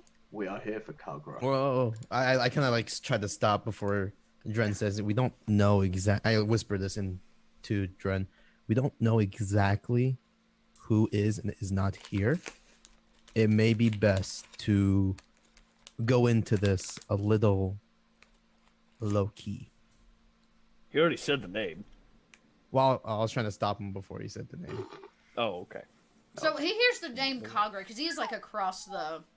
Oh, He's 50 or 60 feet from you. He hears Kagra, and then you guys begin whispering, and he goes, "Kagra, well, he's sleeping. He's got a big fight tonight." Then wake him up. I do no such thing. Yes, you will. You can't wake him. He's sleeping. He's got to get ready for tonight. We're under orders to review some of the orcs here to see if they would be fit for the front line. Roll a deception. Damn it, fuck. Okay. You gotta lie, you gotta roll it. Oh, please, come on. He's not very... Okay. I got a 14. He, like, squints his eyes as if he might try to look through you. We are here on the business of Turoshmok, and I will not ask you again. I heard you. All right. When he comes out grumpy, it's not my fault. And he kind of walks across the courtyard, above where, like, the side area, like, kind of the arena loops around, kind of juts that direction. There seems to be some kind of, I'll call it a penthouse because I don't know what else to call it, but it's like a small living quarters that's attached to the uppermost portion of it. And he walks across, all the way across to a flight of stairs. And he goes up, rap, tap, tap, and the man disappears inside. While he's inside, we need to quickly figure out a plan. Yeah, so I would like to, like, turn around and get everyone's attention. Listen, while we were at the cultist town, there were orcs that were attacking as well. So clearly, there are some that have malice intent. Oh my god. There's one right there. I threw a dart at it. Surprise cat! I think it One scared second. Paul more than it scared Scott. I'm used to it at this point. I gotta figure out what she knocked over. I'll be right back. I'm sorry. Oh shit, sorry. Oh, that's funny. Okay, well, you two should talk to him. So, Dren, how do you want to approach this? I have no fucking clue. Well, I'm sure with Kagra, we can be upfront with him. It's just we have to be very cautious about everyone else. We will discuss with Kagra in private, and nobody else will know what we speak of. Yeah, Okay. you think that. People are sneaky. Ricky, are you able to tell if there's perhaps any unwanted ears or eyes that might be looking around? Yeah, if you go into, I could look around the room. I could pace outside the door, the window, or something. Think that's best, probably. Okay. So I guess our best plan is to just speak with him and hope that he'll believe us. Try to convince him. And Hey, don't kill him. well, we're not gonna kill him. I just want to make sure, you guys. You hear at this point, it's Carl that says, "Oh, look at the soldiers!" And he points across the way, and it seems that they are moving the slaved fighters out of their barracks. They are chained at the feet, and they all like march out, and they sit them down at a table, a long one, where they begin serving them slop for the morning. Huh? I have a very important job for you. Oh. You are to go and find the quartermaster, and you are to ask him for a long stand. Oh, a what? A long stand. A stand? A long one. Specifically, a long stand. A long stand. The quartermaster for a long stand. Okay. This is how he dies. No. You just sit Carl off into... Carl. I don't know what this is, but I'm watching Carl. Is this not a thing in the States, a long stand? I don't know what that is. A long Oh, stand. man. Regardless, you sent them off into a fucking It's a thing people do to apprentices over here. You send them for a long stand, and they just get made to stand for a really long time. Oh, No, that's we do. great. I was about to say we do a thing Yeah. here where, like, I remember when I used to work in the shop, we used to send kids to get a left-handed hammer. Yeah, Or same like, thing, yeah, or like red and white striped paint. Okay, Yeah, yeah. So he begins like trudging off to go find. Can I talk to quartermaster? Yeah, that child is gonna get killed here.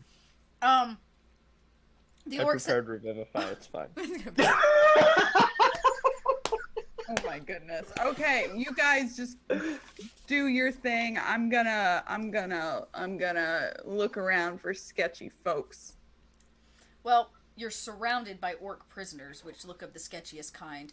But it's about Great. this time that as Carl kind of walks off to go exploring, something comes bursting out of the window. Is it a fucking raven? It is not a fucking raven. I have a throwing stars. bottle of some kind comes bursting out of a window and it hits the ground and it smashes.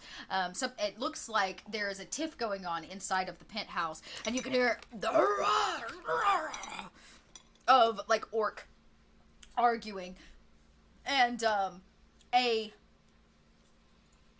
moment goes by and silence happens. The table of orcs, none of them turn around and look. They all keep their eyes to the ground. A few of them even like try to hide a little bit. And the door, you hear it slam open to his room, and down steps a very large orc.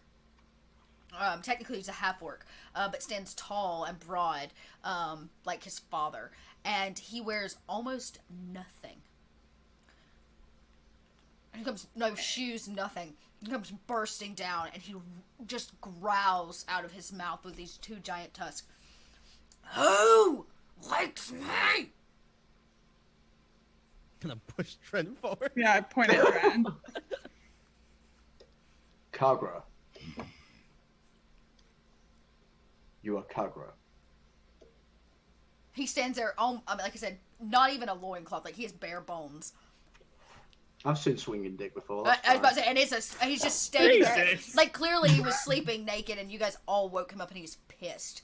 And he's like, I've got a really high passive perception, so. well, it don't take much. God. And he stands there kind of, and he like not even backing down his energy, and he says, I just killed another stableman so that I wouldn't have to what? come down here and kill you. Sorry, you cut out a little bit. You just. Oh, I'm sorry. He's like, I just killed the stableman so that I didn't have to come down here and kill you. Now, what You do are you want? Kagra, correct? I am. Wait, please let him try. Let him try. We are here from Turash Mark, and we must speak to you. You are not here from Tarash Bach. I assure you, I am. Look at that face. How could you say no to that face? Look at it. Oh, it's distracting me, which is saying a lot for everything that's in front of me right now. I mean, you are you are trying to convince him. I can roll persuasion. Yeah, if you want to try to persuade him that that's the truth of the matter. Sure. Okay. 18. And let's say I was to believe you. That dear Oh wait, old... that's not right. That should be a 20. Oh. It's not updated my thing when I've leveled up. Okay. He says, and let's say dear old dad sent you to come find me. What does he want? That is not a conversation for a public space. He looks around. None of the prisoners have budged. They won't make eye contact. Most of the people that work here won't make eye contact.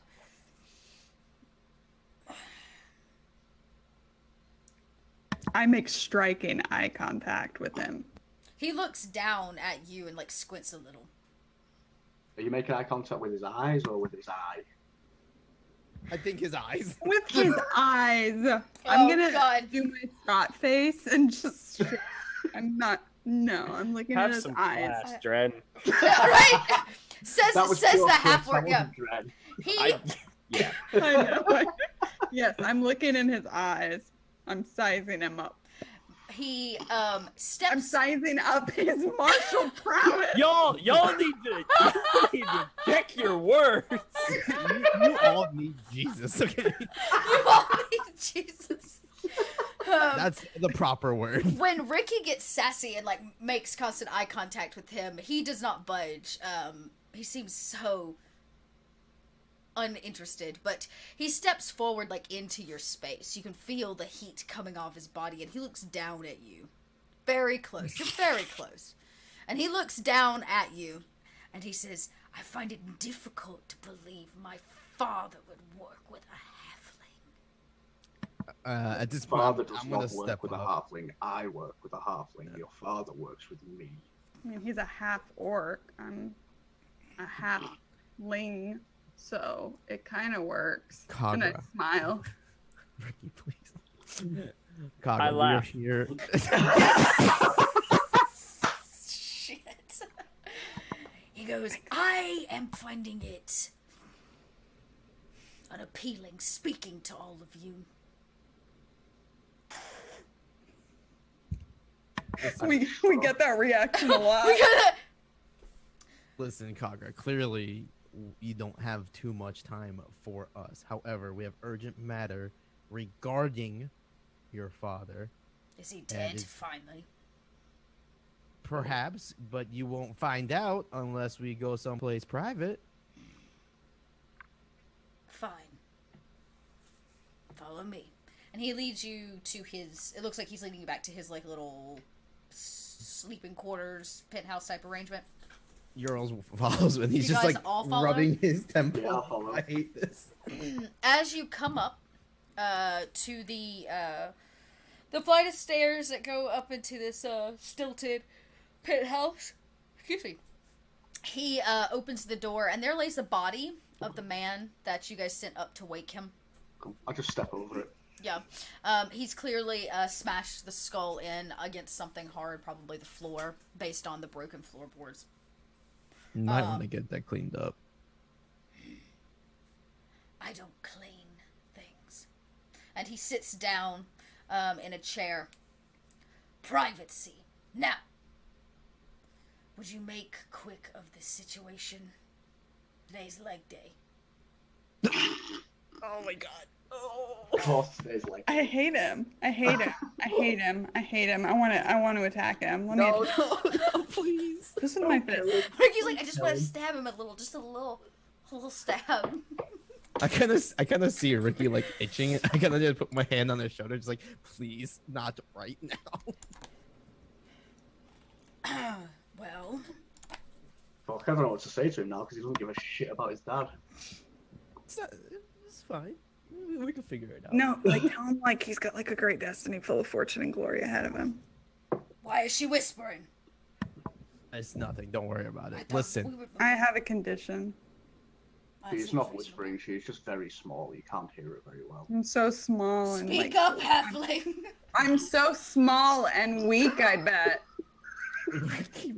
I would agree with this statement. Now, can we get Yeah. more to the purpose? Oh, it's just got off the rails already. listen. We're gonna cut to the matter very quickly. Okay, clearly, you are here fighting in the pits. You're living in a hut, slums. Do you not believe that you were meant for more? Bid for more.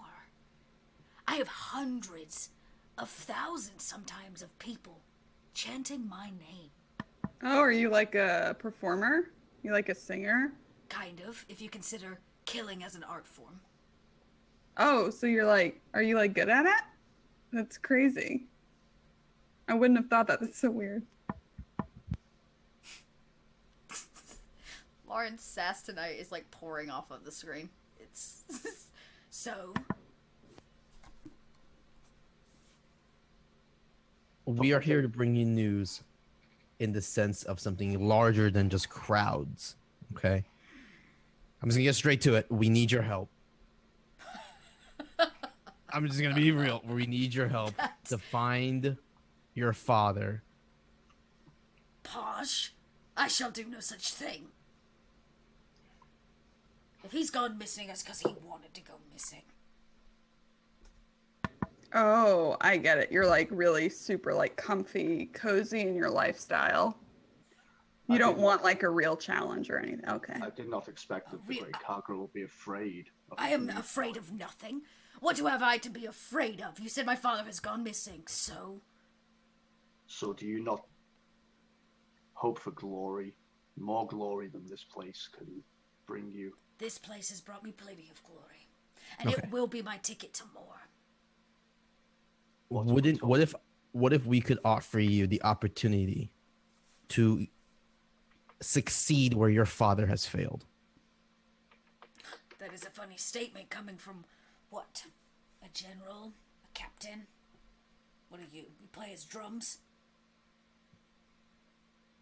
I play my drums. I see. Our rank is irrelevant in this at this moment. It's more of you. No, I Wouldn't find you? it interesting that you'll come here under my father's banner and yet stand here and insult him. We do not insult him, we speak truth to you. Truth. So who was brave enough to take the great Tarashmak? I saw Tarashmak leave his tent at night Oh my god! and get beaten and taken away by four hooded humanoid figures wearing cloaks and dragged toward the swamp. Why do all of you hide your faces when she speaks such truth? Oh, it's just you have to be there to fully understand. Tradition. You had to be there. You had to be there. You had to be there. Listen. I saw like four kind of shrimpy dudes beat your dad up, right, and take him away. I mean, if he's so great, you think you could take those guys? I don't know if you could. I don't know if you could take one of them. I could, but from that comes nothing but saving my father. Well, there You're might going be to pay a bit. me. We'll Do pay you know what I make in a night here? For every skull that I crush, they pay me 200 gold pieces. I don't give a damn about how much you make. You're an insolent whelp. What? All you do is fight in this fucking pit. Dad! It is fine. We will find another of Tarash's sons to take. No. He's wrapped up in a prophecy he knows nothing about. And you know what? I'm pretty sure that prophecy doesn't give a damn whether or not he has arms and legs that Ricky would be happy to take away from him. We need your damn help. So you can help us, or I can walk out of this room and leave you with her. The little one. Yeah, I'm so small and weak. You think yourself a warrior, and you underestimate your opponent based off their size. It is no You've seen war. underestimation. I am questioning why you are not telling me the full truth. Because you're being an insolent ass. You speak of prophecies, he speaks of secrets and help. They have taken him. Do you not know who? We know who. Would you like to tell me? Yeah, I mean, yeah, I would love to tell you. I would love to just like keep talking to you because it's so fun. It's like the Dark Brotherhood. I get like real close to him. The Dark Brotherhood. So you can hear.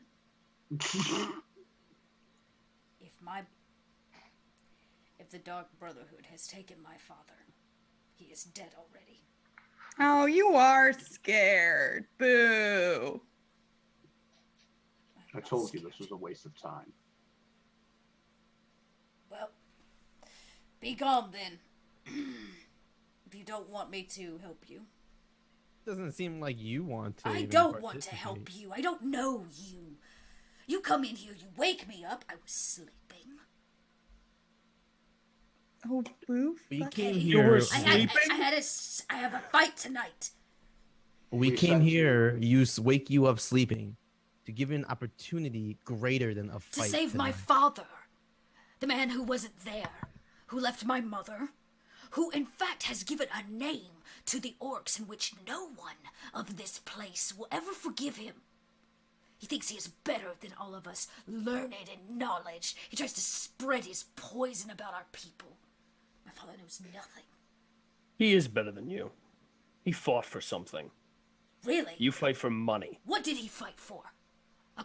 A throne he'll never sit on? Wise words from a human. You are Tarash very fought for proud no for a half-orc. I am proud.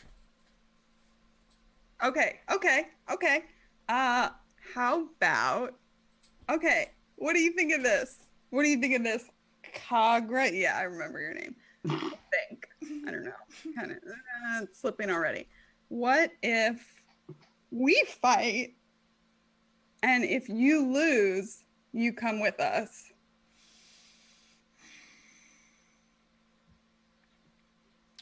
You tell me what this prophecy is, and I'll give you a fight just for fun. Oh, okay. What? We don't want to fight for fun. Oh no, Ricky we don't might want to. Okay, tell him the for fun. prophecy. If that works, it's fine. I was gonna go first. Pride. Tell him the prop. Hey, Dren, tell him the prophecy. Tell Yeah, him. Dren, go ahead. Explain Dren, tell him the the orc prophecy. with daddy issues the prophecy. Dren tells him the prophecy. Poetic. Yeah. So you think that this prophecy is about me? We know that this prophecy is. Yes, we think it's about you. That's why we are here. I have no interest in leading our people to some better tomorrow. This Do you can't have an be- interest in continuing to live? Of course. Because if you do not come with us and this ritual is completed, all orcs and all orc kin will die. You will die, he will die, and I will You die. with by no enemy's hand. You will drop dead in the street. And that is not an honorable death. That is nonsense. No such thing can be accomplished. You can't just wipe out a race of people. Well, that's where you would be wrong. Okay. You remember the Dark Brotherhood? Remember how we were just talking about them? Yeah. Say I come with you to save my father. Where is it that we're going?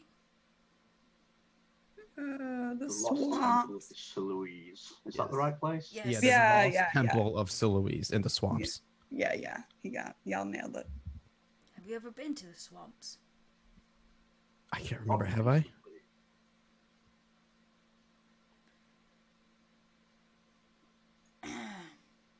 I'll come with you. If nothing else, to show the little one that I could crush her skull with my hand. My left hand. Oh, I'd love to see you try. Oh, I yes. I also I would would like quite to like see to. you.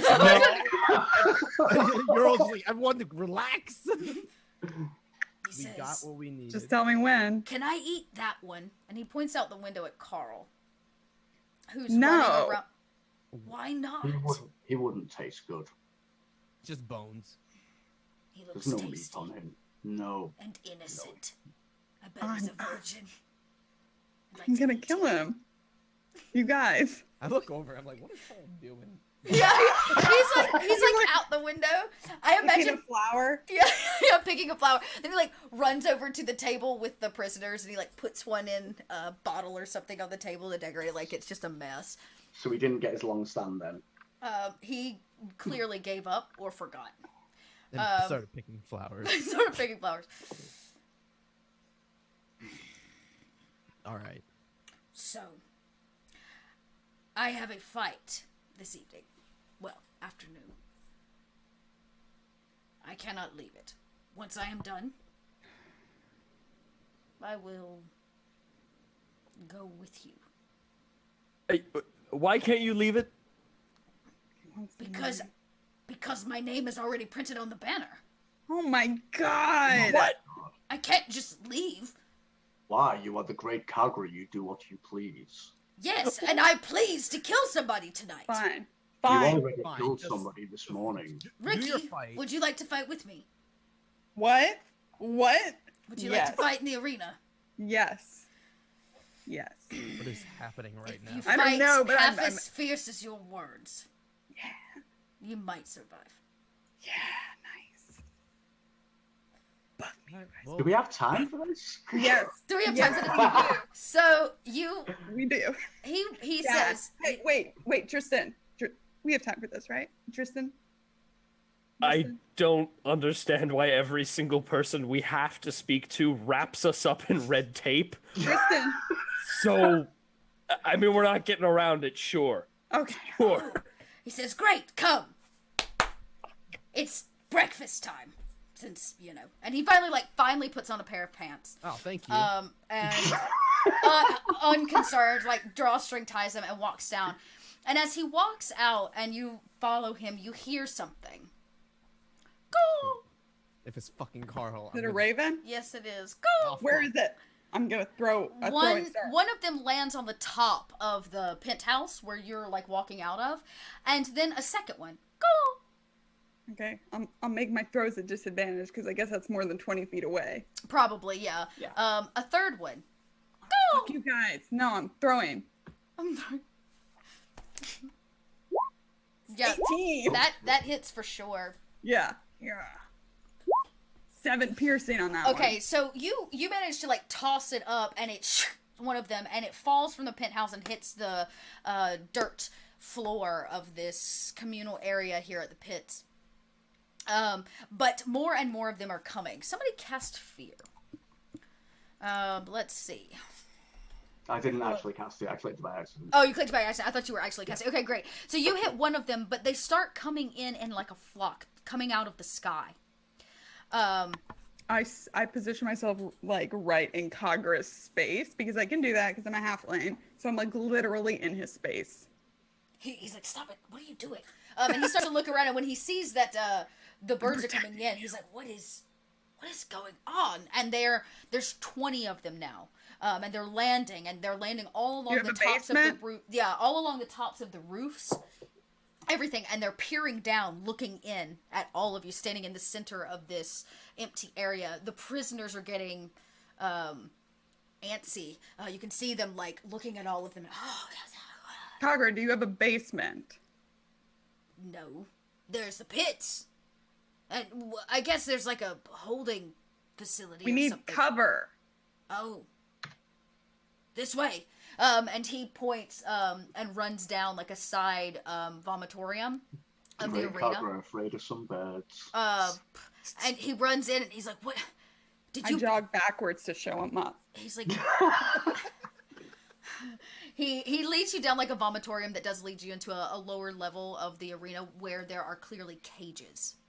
When he said holding facility, there are these small cells that they seem to hold the prisoners in. Blood covers the concrete and stone floors. And he gets, I guess all of you follow him down. And when he gets down there, he's like, there's never been crows or ravens in these parts before. What was that about? Did they follow you? Probably. No. They just... Dad. What? Nothing. Sorry. That Nothing. is the reason why we needed to leave immediately. Yeah, they're However, looking for you, dude. Looking for me. Why? yes, We've explained it. You the know why. Brotherhood is looking for you based off of the prophecy. They Yes, want but I don't you. understand. It could be any son. No, they particularly want you. There are no more sons left, Kagra. You are the only one.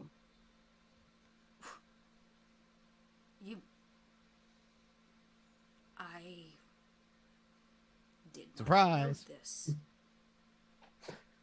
They've No, killed all if of you'd them. listened to us instead of arguing with us, you They've would have killed known. your brothers, and they've killed your brothers. You are the last. You could have led with this information. Well, we would have done had you not led with aggression. I am an You orc. threatened to kill most of us. I Regardless, threaten to you- kill everyone. It is my job. Regardless, you didn't seem to care for your father. Why would you care for your brothers? Guys. Ravens. Just Right. let's- Ricky's right. Yeah, birds Right, and we a need load to crossbow. Yeah, I get my shield and mace. We need to leave immediately.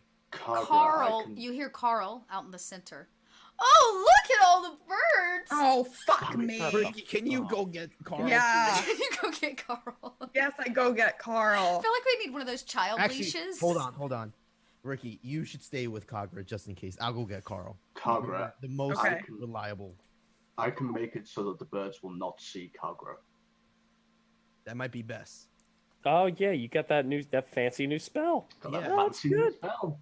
And now How yeah. convenient. It was so what we ride until I'm going to grab Carl. yeah, you run out and Carl's like, oh I'm just my. gonna pick him up. Oh! I'm gonna pick him up. Yeah, he goes, oh, as you like all the air, you probably toss him over your shoulder, like leaves his tiny little body. And he goes, oh wait, oh my, oh Carl, okay. if you say one more word, I'm literally gonna bash your face in. Ricky, Yeah. if we cut out Carl's tongue, would that upset you? Yes. Oh, Okay. oh, please don't cut out my tongue. How am I Nobody- ever supposed to tell God damn it. Miranda that I love Carl, her? Carl, what did I just say? I'm sorry not to say anything. I'll stop saying them. Those I'm are sorry. still words. Shut up. I wish I could cast greater invisibility and silence at the same time. I have silence. Oh, good. This team knows what to have. Yeah. So you do you cast invisibility on Kagra? Assuming he's okay with it. Is Yeah. it regular invisibility or greater? Because Greater. greater lasts for a minute, Yes. I think. Okay, think so it's we all could, good. yeah, we could run with it on. Right. I would- Gone. Yeah. So the horses are at the stable, which is like back the kind of way you came through, but it sits off to the side before you enter the main like courtyard area of this place. He looks at you. Kagra looks at you, and he says, "So, I don't have a horse. I guess I could steal one. I don't leave here. This is where I live. Kagra, I'll share a horse with you. He looks very strangely disgusted. I'll just like nestle. I'm very tiny. I I'll don't just nestle. up front. I don't even know what that word means. I'm so He seems sorry. embarrassed and possibly blushing. And he says, This is getting "Fine, weird. fine, Yeah. fine. We can go out the back entrance. It leads out a ways. We can come back around and grab the horses. Great, let's do it. So you turn him invisible. Yeah, set him invisible before we When go. I ran out and grabbed Carl and came back, would I have noticed any? Is there any more crows? Yeah, or, like, there's any more probably 50 or 60 that Okay, have I'm like gonna be running back and just be like, all right, we need to leave like now. We're in the blades. Carl goes, "Oh, look! He looks like Tarash Mach." I'm gonna for God's smack sake, him in the head. Oh! As you I'm sure all of you come bounding out. He does go Yeah, yeah. invisible. You can see his footprints in the ground. Are they, He's so heavy. Are the birds quite close together? Yeah, they're like flocking, and have landed on the interior edge of all the buildings and things. Can I Are they?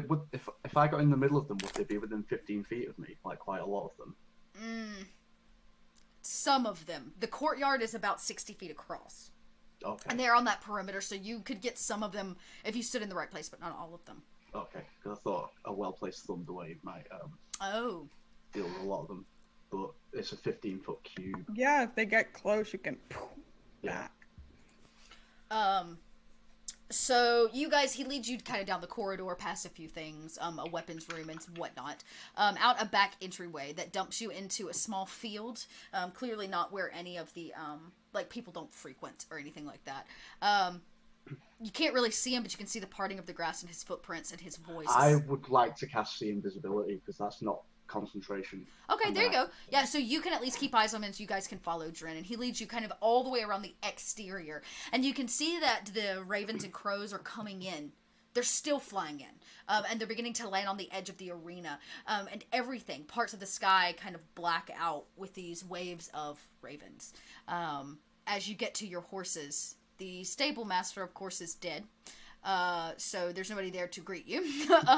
And he finds a horse, a spare horse, and saddles up. You watch as, even invisible, the horse shakes under the weight of such a large creature. I nestle with him. It would look weird if the horse was steering itself. Guess that's true. He goes, "Oh, weird. Oh. Hey. And I can just face front. And damn it, Ricky. And you guys begin your trek towards the temple. This is actually where we're going to end tonight's episode. No!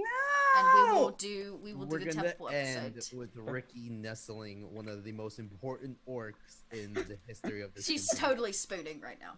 All right. Are you, I'm guessing. the I little was gonna say you can't be Big Spoon. I don't think you could actually I'm the Well, you can see through it. get around Yeah. him. Yeah. Yeah, and I'd say that actually, I guess the six of you ride off at full speed, northwards towards the swamp. Yeah. Yeah, finally. So we will deal in the temple for the next 2 episodes, probably.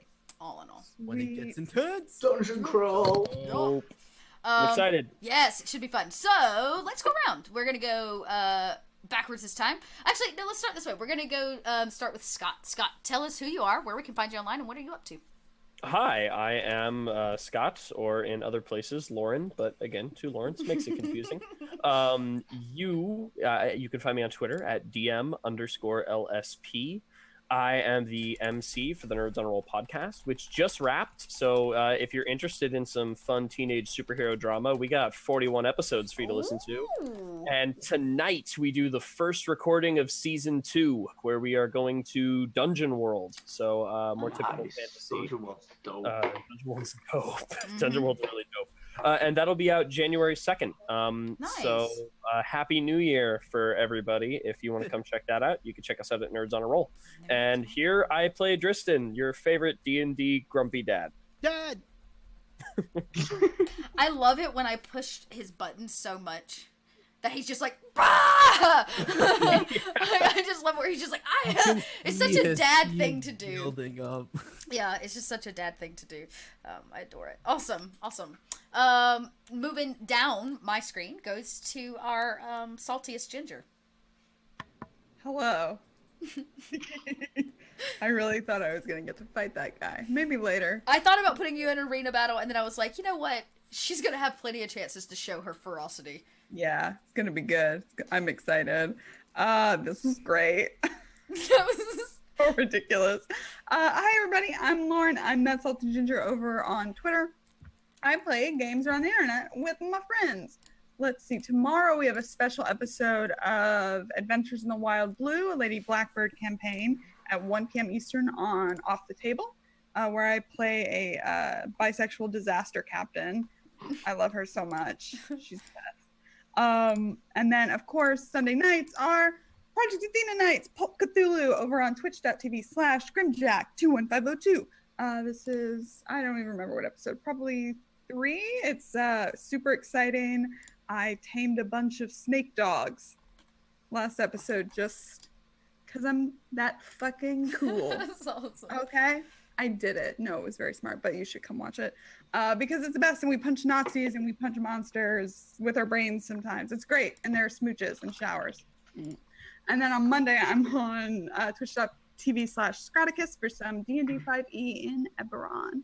And I'll be back here next week. Yes, you are busy. So busy. Well, let's see. Next up on my screen, that would be, we'll go this way. So, Pangalactic, how are you, Chris? I am very well. That was super fun. Didn't go at all according to plan. Never does. Nope. That was great. I'm really looking forward to getting into that dungeon next week. Can't wait.